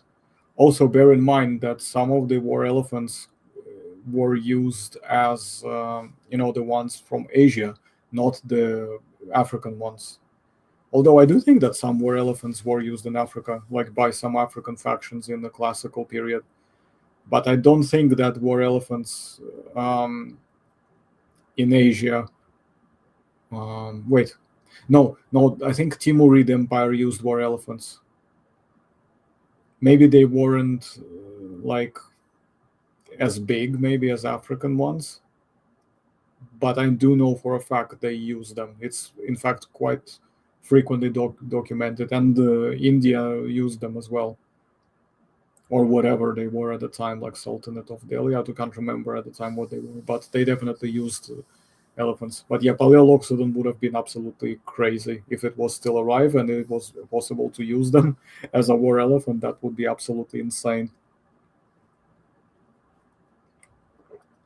The problem with these things is that just because they are massive and powerful, that also has a drawback, because if they lose control, you cannot get them back under the control. They just go berserk. And because they are just basically animals, elephants can get triggered and spooked by something. And Romans in particular use that very effectively to defeat their armies. That's one of the reasons why armies that had, a lot of cavalry and had like war elephants and all that stuff, Romans still defeated them, even though Romans mostly only use primarily heavy infantry. It was just very versatile and so good that people were just not able to really do anything to them. I mean, there were times when they would get defeated too, but it was not like when they were at the peak of their prime, when they were at their height, they would absolutely kick anybody's ass at that time.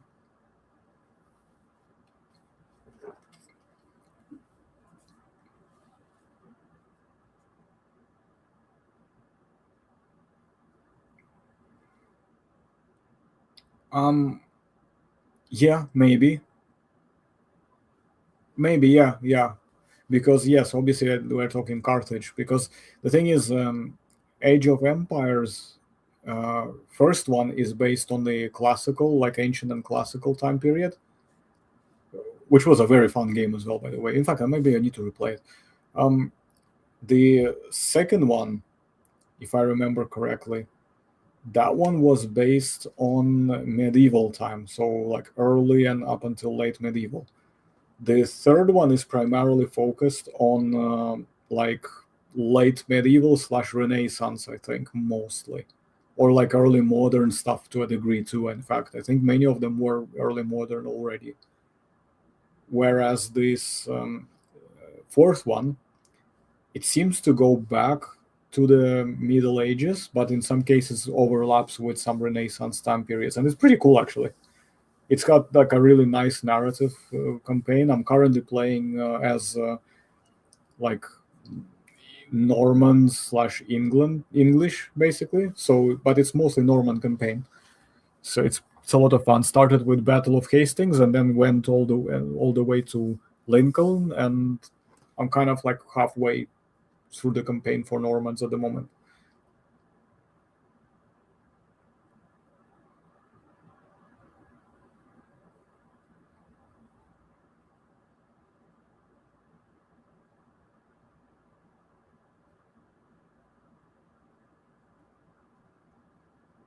Yeah, no, please don't give them ideas, because I don't want creationism to become like a popularized thing or in any way be referenced as a in popular cultural like outlets or media or whatever, because it's a retarded fucking thing. I don't want to even like every time I hear about this, it makes me go mental because I just cannot stand them. They're just ridiculous. Just a bunch of cultists and morons, honestly. Just sorry, but if you're one of them, then I'm not like you can go. Don't stay around, please. I don't want you here. If you're one of those people, I don't want crazy people here. We have our own crazy going on. That being said, however, um, I mean, like a fantasy maybe of some kind would be interesting. We never really get to see fantasy with like really cool dinosaur creatures in it. Like we don't get to see a lot of that stuff. The thing is, when you do fantasy, you already have creatures that are in fantasy, which are quite popular and commonly featured, which just create a bit more of a interesting kind of dynamic and challenge, perhaps, because dinosaurs are just animals, whereas you get, krakens, dragons, like all of these crazy like hydras or whatever the fuck, chimeras, and all that shit. It's pretty like it goes a bit wacky. So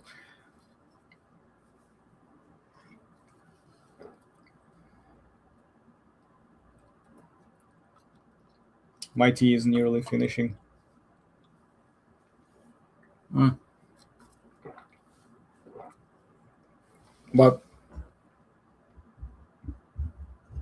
I really like I really like this though. This T-Rex.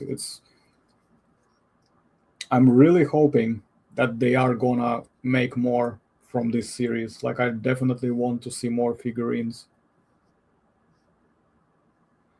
Rhinos, I think it's because they were just not that, you know, like it's well, first of all, they're not as smart as elephants, I think, and also because they were probably more unpredictable. I literally think they were just more unpredictable. Like it was, they were probably as much of a danger to your enemy as they would be to yourself. So, like, you have no idea how to control them. Elephants can be controlled, and still they can go berserk. Even elephants were not always stable and were quite vulnerable to like different kind of disruptions and psychological kind of attacks. But when it comes to rhinos, like you don't even have to do anything. You just have to unleash it, and the moment you prod that thing and make it angry enough to want to attack anything, it's just going to attack everybody that it sees on sight, just going absolutely mental. No, no, no. I know you're not. I wasn't saying you were either. I'm just saying in general, I don't want those type of people to get any funny ideas because I don't want them to become popularized in any way. That's what I'm saying. But no, no, you're good, mate. You're good. But an idea for a fantasy movie, yeah, would be cool. Pigs, yes, yes. Pigs were probably used, yes. Dogs were used as well. I definitely know that pigs, dogs, and elephants were used for sure. Anything else, I'm not too sure. But to be fair, like animals as a warfare in warfare, even like during classical or medieval period, the only ones that really were in any way functionally useful, horses. Cavalry was always a thing, whether you were in a classical age, like ancient period, or medieval, Renaissance, even modern period until fairly recently, cavalry was still very much a thing. Until they invented basically like the engine, cavalry was still very much a thing. Even during the transitional period, when I'm pretty sure that cavalry was still being used in some ways to complement, maybe and the engines, because at the time engines maybe when they were still introduced in the military, they were not quite as numerous and powerful. Not powerful, sorry, I meant reliable. So it's a bit like when they first started introducing gunpowder weapons. For a long time, they still used bows and crossbows just to complement them, so they would have like each other's back, so to speak, because they were still not quite refined at the time, where they could be mass produced and used effectively on their own. Like they needed something else to complement them. Classic examples like you have Janissaries in the Ottoman Empire, the Turks. They were using bows for a long time, and then sometime in 15th century, I think it's mostly like the second half, but yeah, I'm pretty sure like even during the first half already they started using like handguns or arquebus, but they still use bows. I think they still used bows all the way into 16th and even 17th century, just because they were good to have like as a backup, to complement the gunners, to either protect them or to just alternate shooting, to make sure you constantly can produce a certain rate of fire at your enemies so that they get constantly bombarded, which allows them to pin them, which is very good. So, and that was very similar to Ashigaru in Japan during Sengoku period in 16th century, when Portuguese introduced firearms to them as well. They still used bows for a long time before, until obviously the rifles like became so popular and refined to the point where they no longer needed to help, the help of archers to be able to complement them. So they would still come hand in hand together. War of the Roses, they had gunners there, and they still used crossbows and longbows and everything. The Austro-Hungarian War in the late 15th century, same thing. They had arquebuses, but they also had crossbowmen, a lot of crossbows. They also had bow, because in Hungary they used the recurved bow as well, quite commonly, and they were alternating, because it was very useful to be able to alternate between something that has a slower rate of fire and something that can be a bit faster,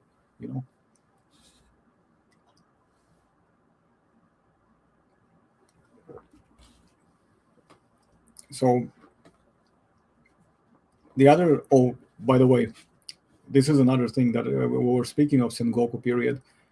I really enjoyed seeing some specimens of swords and armor in Japan. Tokyo National Museum has a lot of nice ones. In Kyoto also, I remember seeing some of them in person, and in Osaka as well. I've seen swords of some of the actual, famous lords in Japanese history. In case of Osaka, unfortunately, I could not take picture because they were not allowing to take pictures of these items inside. It was in Osaka Castle, so the sword itself was, you were not allowed to take pictures. But it was a sword of Toyotomi Hideyoshi, very famous character, one of the great unifiers of Japan. The so-called the middle one, the one that came after Oda Nobunaga, and the one that was before Tokugawa Ieyasu. So it was really nice. It was a beautiful sword as well. So there were a few more here and there that were seen. You could find them in different places. In Kyoto, the temple basically where Oda Nobunaga was assassinated, there is also on that site, which I went there as well. There was also a museum where you could also not take a lot of pictures. They were not allowing pictures and videos either, so you had to just look basically in person. And there were some swords that belonged to both Nobunaga himself and also swords that belonged to his retinue, to his entourage, basically, if you will. Some really cool ones too. There was one sword that was really big as well, presumably belonged to a really big guy. Not Yasuke, by the way, but just some unusually big Japanese fighter, warrior, samurai, basically. So it was pretty cool. Seeing this stuff in person is just different from seeing it on the internet or in the pictures or whatever.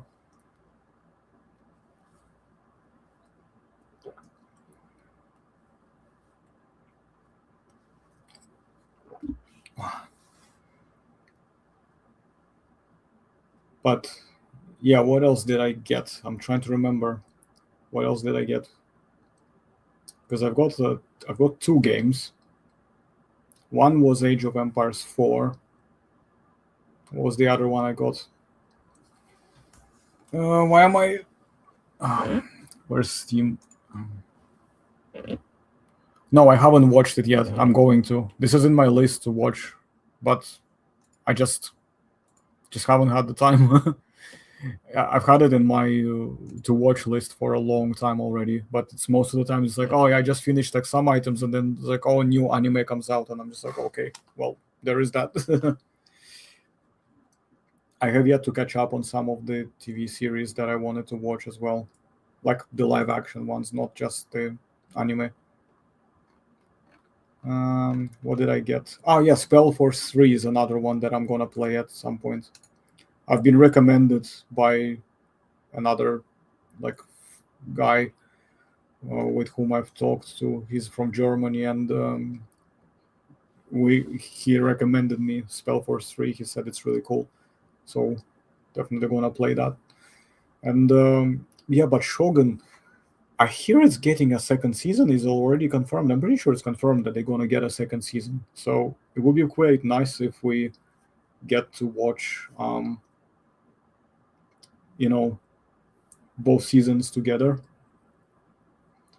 Dino animations by Death Sound. I don't know. We can find out. I don't think so. Let me see if I can find. If I can find them, I will see if we Dino animations. Is it on YouTube? Yeah, they are on YouTube. Okay. Okay, what we will do, we will mute the what's it called? The sound. There's quite a lot of them actually. Some of them are like years old. Seems like there's this whole channel of, I mean, I may have seen some of them actually, yeah. Maybe a while back. No, I think I've seen some.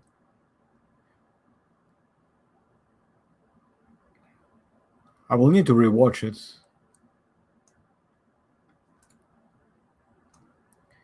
I think I may have seen some of them.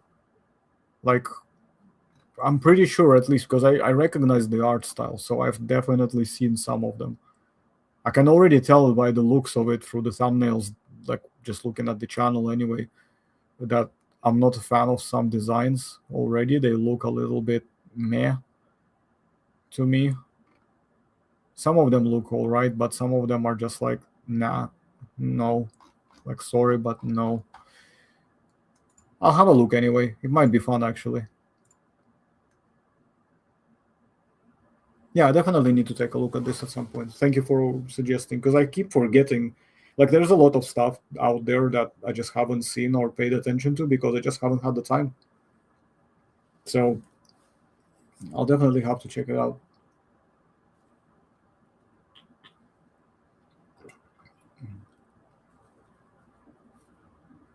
Mm. Oh, I think my tea is finished. Mm-hmm. Yep, finished.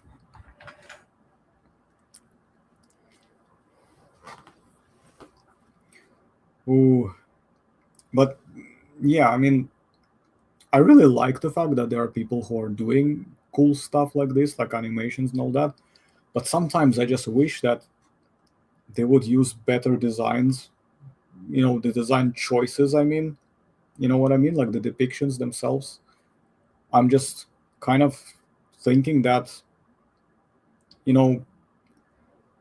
people sometimes they have really great technical skills with this, and they obviously know what they're doing, but the choice of designs is what ruins it a lot of times for me. It's not the technicalities or execution of it, it's the choices of design itself that I find to be a lot of times just, yeah.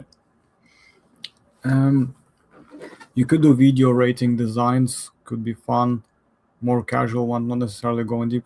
Yeah, maybe I could do like my live reactions to them, since I don't remember seeing all of them anyway. Maybe I've seen some of them, but it was so long ago I wouldn't probably remember anything. I could do like my live reactions to them just as a video, I guess. I wouldn't mind doing something like that. That's possible. Maybe not now because I'm gonna be going soon, but I am thinking of either doing a video or maybe we can just do reactions like, via live stream. That's another way to do it. So we'll see. No, it might be not a bad idea actually. So you might be onto something here. But I really think that so far, though. Yeah, what's up? Julian Johnson, Mortimer. Yeah, that's the thing. See, I don't know any of these people. I don't think so. Let me see if I can. Hold on a second. Let me just. Julian Johnson, Mortimer Animations, you're saying, right?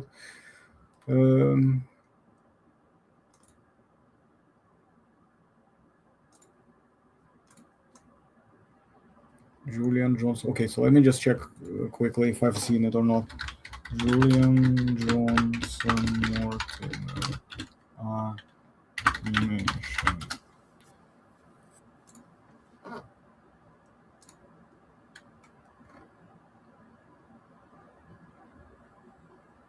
I've seen them, I think. Maybe we can look more. I've seen them. Yeah, I've seen them on Instagram as well. Pretty sure. Like they've been going around quite a bit, in fact. 1 second, I'll share just to quickly.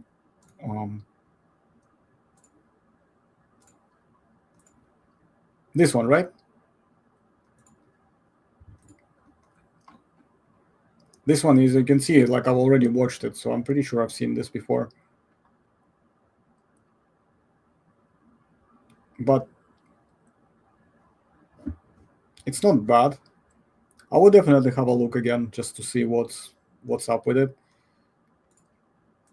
My only nitpick with this is that a lot of times when they make, like smaller sized dinosaurs, like the younger ones, they don't change and edit the models for them. They just make smaller digital copies of them, literally.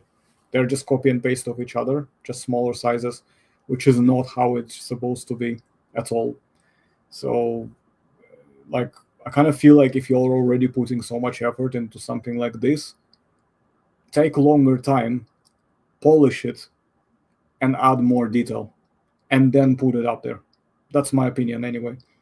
There's no point of putting so much effort into something that you're already like invested in like this, and then only to make it like almost like it's unfinished. I feel like a lot of times, a lot of these pieces, this work that they make can be so much cooler if they actually finished it all the way to the end. And all they have to do is just don't rush to publish it. Refine it, polish it, take longer time, and then put it up there. And it's done. And you're going to have a much better effect, I think. And people are going to also like it, and you're going to love it too. Like, you know what I mean? It's a win-win. You're not going to lose on this. There's no way you're going to lose on this. Even if your choice of the models and designs are not all that great according to certain people's opinions, depending on who you ask, at least overall the responses and the general kind of like feedback will be mostly people just enjoying the animation. It will be just fun, just whatever. You know what I mean? So definitely not a good idea, in my opinion, to rush. Like it's good to take your time a bit. Not as long as me. I take forever to produce anything when it comes to content but I am busy. I work. YouTube is not my job, and I don't use YouTube to promote anything that I'm doing. At least not at the moment, anyway. If and when I do something new, which I'm not going to get into now because we're nearly finishing the stream, but if I do produce something that I'm currently working on and it's going to become a product, that I can sell and make as part of my thing, excuse me, then yeah, I will definitely use my channel to promote it. But until then, if it happens, I'm not going to be, really like relying on YouTube for that thing because, well, it's not a commercial thing for me at all. For one, I don't like catering to the algorithms. You know how a lot of times you have to just do whatever the algorithm kind of pushes you to do, in a sense, in order to make the most out of it so that you can get the views, then you can get monetized and all of this. Nah. maybe someday, I don't know, but I'm not gonna make promises that I cannot keep. So I don't want to say yes and then it turns out no. You know what I mean? So if it happens, it happens. But for now, my channel here is mostly for like occasional convenience, catch up, talking, just as I label the stream, catching up and talking nonsense, but occasionally doing some reviews. I have yet to carry on doing the um, Walking with Dinosaurs with John. We have to do the next episode, but I'll have to ask him when is he available next time to do it. But we'll definitely do that sometime, and we'll have to do another one for Prehistoric Planet as well. Maybe do another live stream, and we'll see who we will invite. Maybe we will invite Dr. Carr again because we have more Tyrannosaurids there that we wanted to talk about, not just T-Rex, but other ones as well, but we will see. There is no definite plans on this because everything at the moment is just very unpredictable because I'm focusing a lot on just going out there, basically.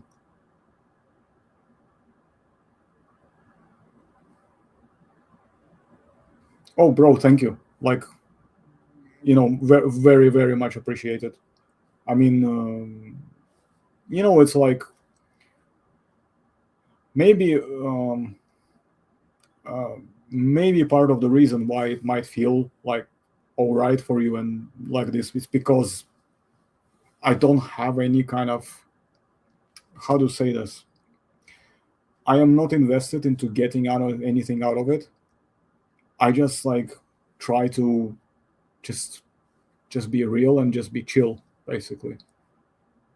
In fact, I'm not even going to pretend that I didn't do anything because I did ban a few people here and there because they just kept posting stupid shit, and I just said to myself, you know what? I just don't have time for this. It's like you're only just flooding, you're spamming at this point because nobody gives a flying fuck about the bonkers that you're posting there. So just go post your drivel somewhere else. Nobody here is listening. We ain't got no time for that shit.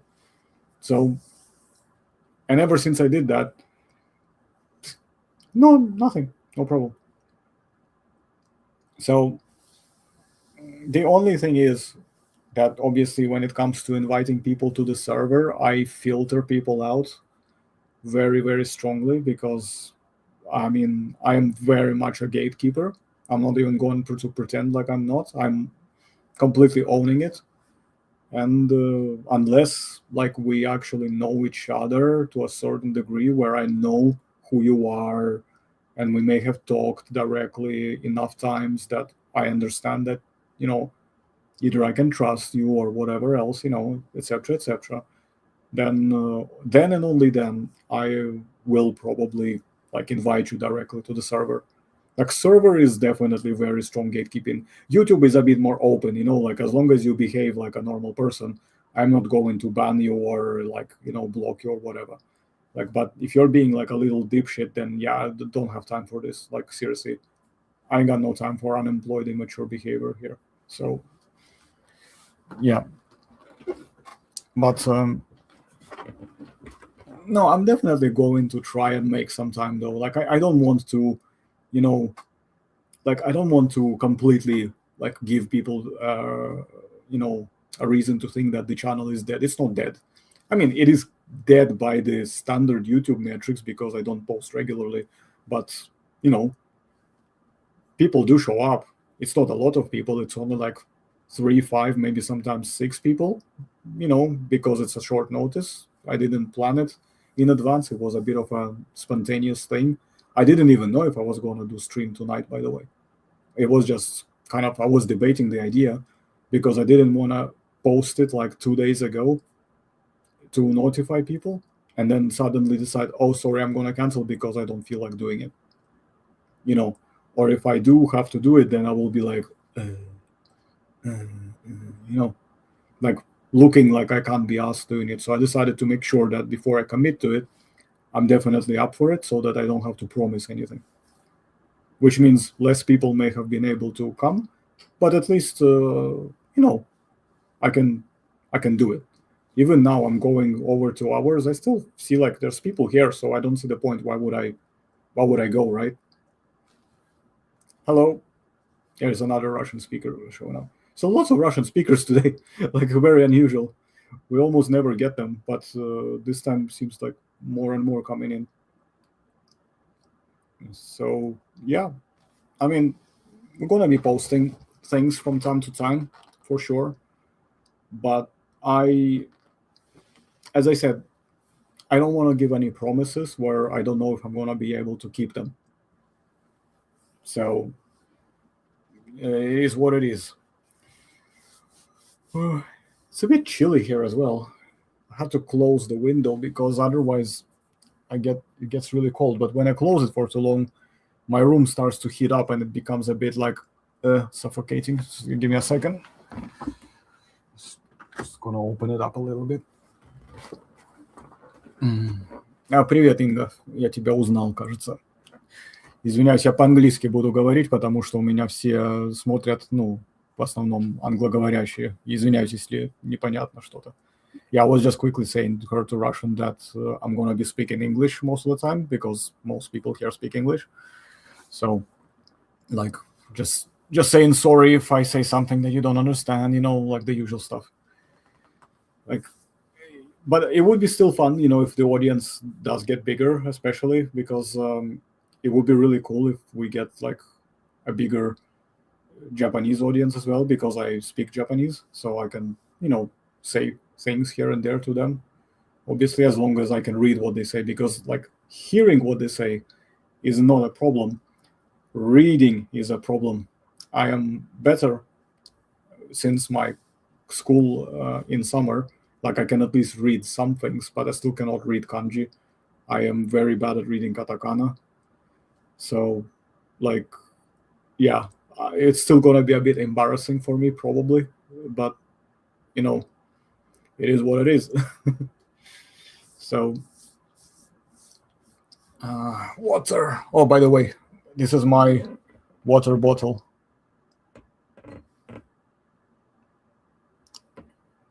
As you can see, like lots of anime stickers.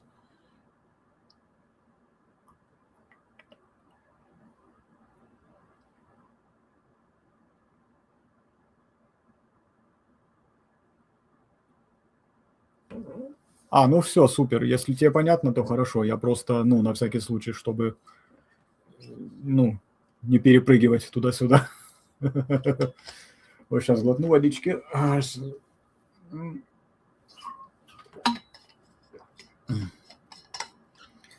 Yeah, I don't know, like about.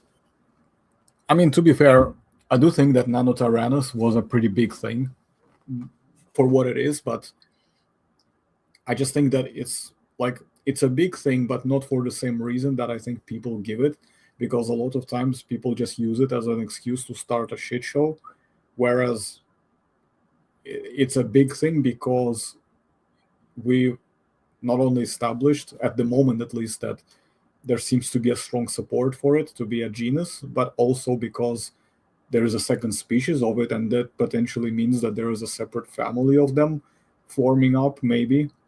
Again, it's a maybe, we don't know for sure.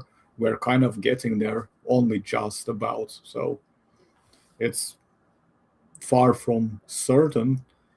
It's going to get challenged, I'm sure, when we will have to wait and see just to see what they produce and whether or not there's going to be any work that's going to, you know, provide any more context. Context is everything. So, okay.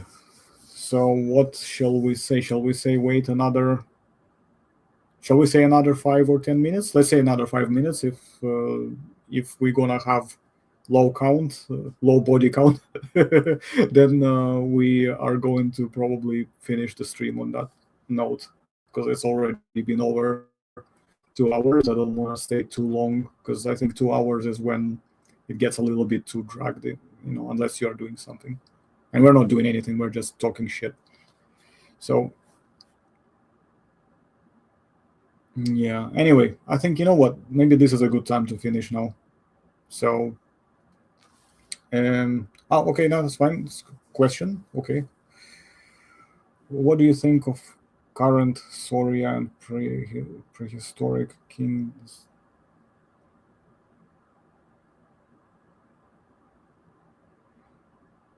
Um, what is Soria? Is that a new one? Are you talking about Sorian or Soria? How did you like? Um, I'm just gonna write it in the chat, so have a look and tell me which one is it. Like with an N at the end or without the N at the end? Now let's go to the. Oh, this one I don't know anything about it. I haven't kept. I haven't even looked. Like I didn't even look. I forgot it existed.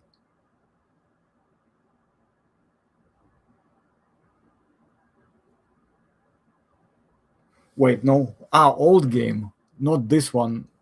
Okay, hold on a second. Let me check because I feel like I'm confusing it with something else.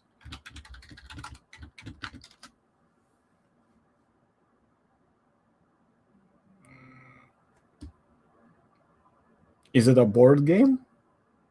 Like, is it?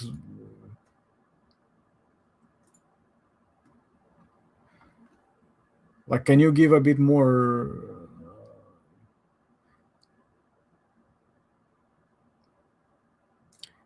No, you aren't. What one is it? So is it Sorian then? You mean the one which had R.J. Palmer involved and where their leader of the project eventually just took a bunch of cash and just disappeared as well? The one that I've covered multiple times on the channel, right? Is this the one you're talking about? I just want to make sure I get what you're saying.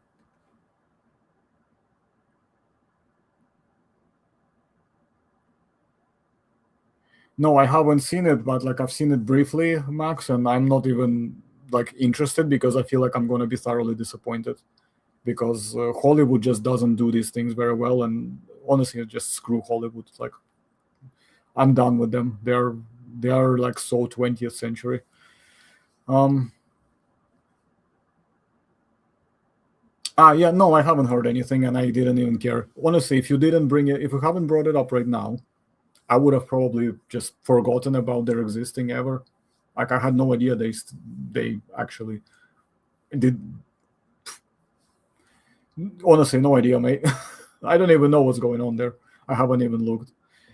Prehistoric Kingdom, like they had a very nice T-Rex design before, but I don't like the new one when they started making it properly lipped. Like that's yeah, they shouldn't have done this. Their previous design was perfectly on point. You know my stance basically, and yeah, after that, it just basically kind of went meh, you know. So maybe when they produce mods where you can include older models, or maybe if you can like, I don't know, if you can have perhaps some you know alternate models based on the current one but just changed the shape, yeah, I suppose we can do something about it, but until then, not really sure. See, the thing is, I'm curious about Kingdom Come Deliverance too, but I don't know if I necessarily want to play it because of just few things that let's just say that I've heard of it. Like, apparently, it's not even nearly as interesting or as good as the original first one. So,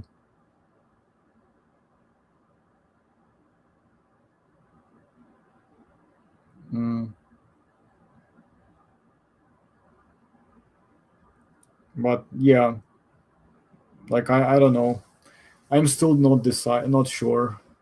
There are a few other games that are gonna be coming out maybe in 2026, and once they go on a discount, and if I can miraculously make enough money so I can afford a trip to Japan next year, and at the same time also buy myself a new graphics card, then I might be able to get some of these games too, because my current graphics card is a little bit on the older side.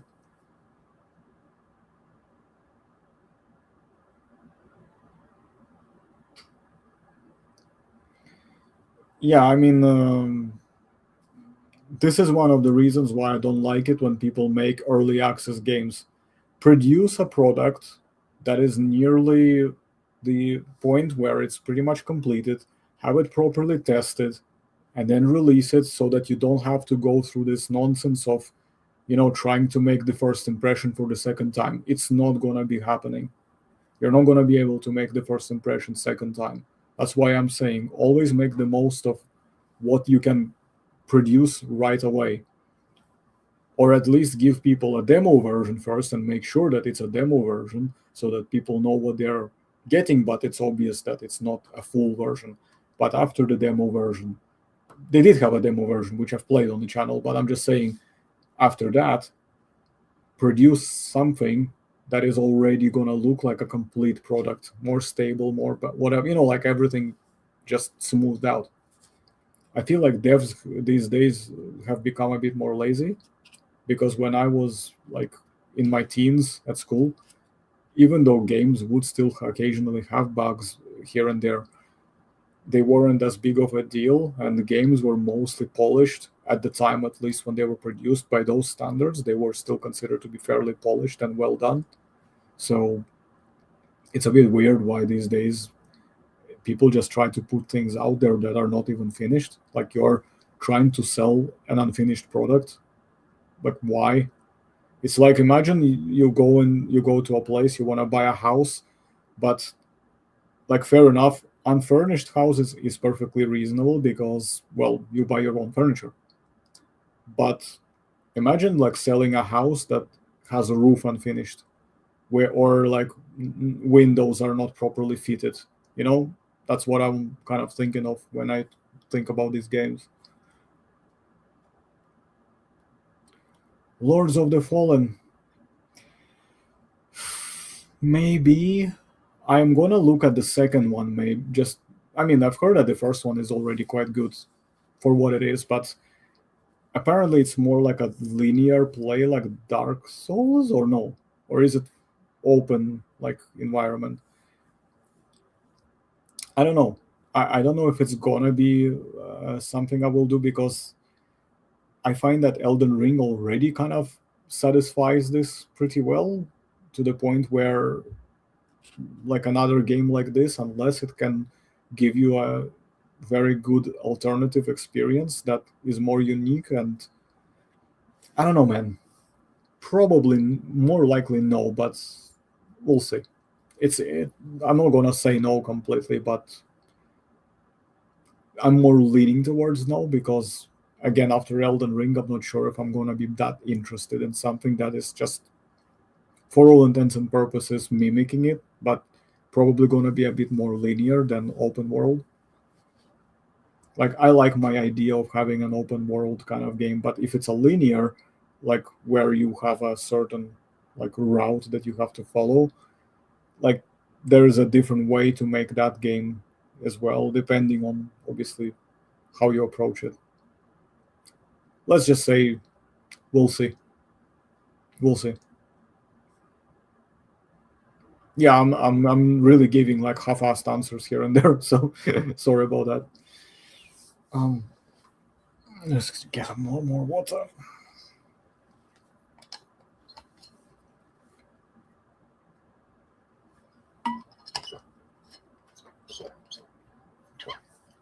But I keep hearing that the second one is coming out.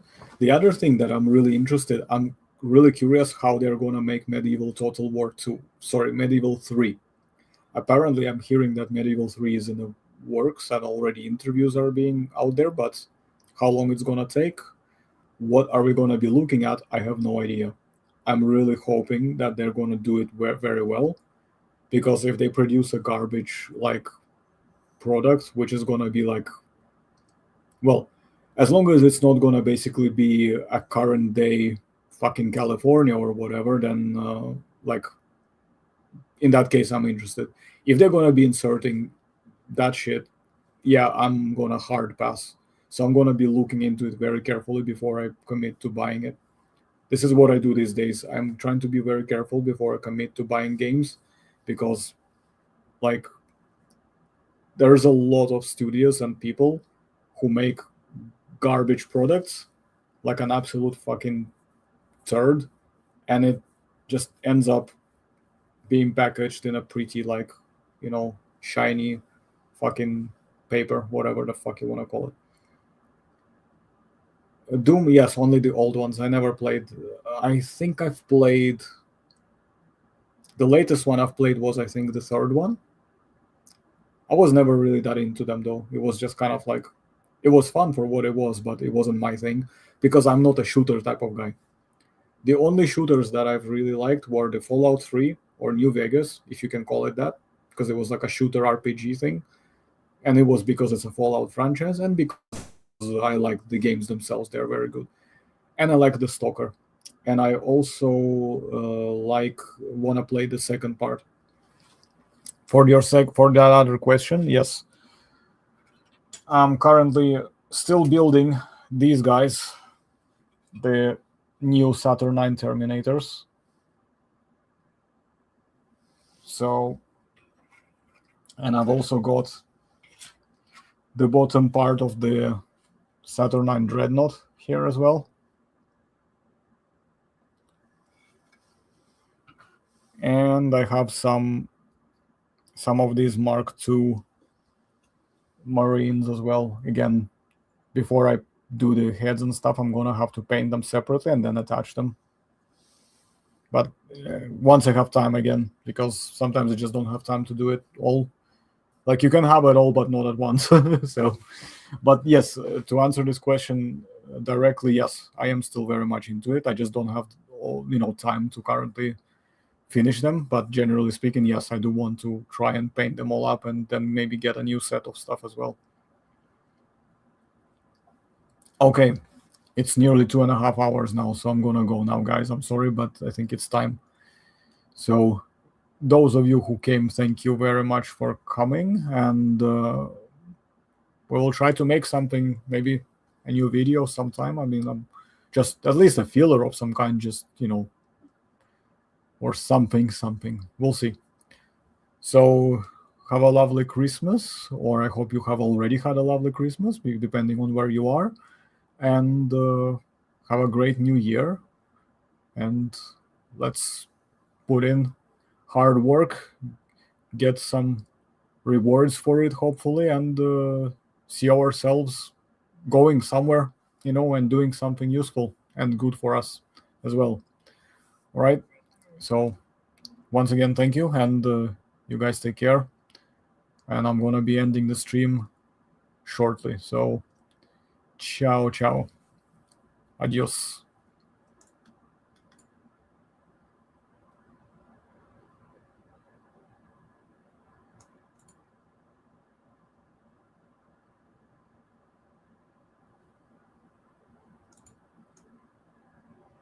I should end at any point now. Come on. And there we go.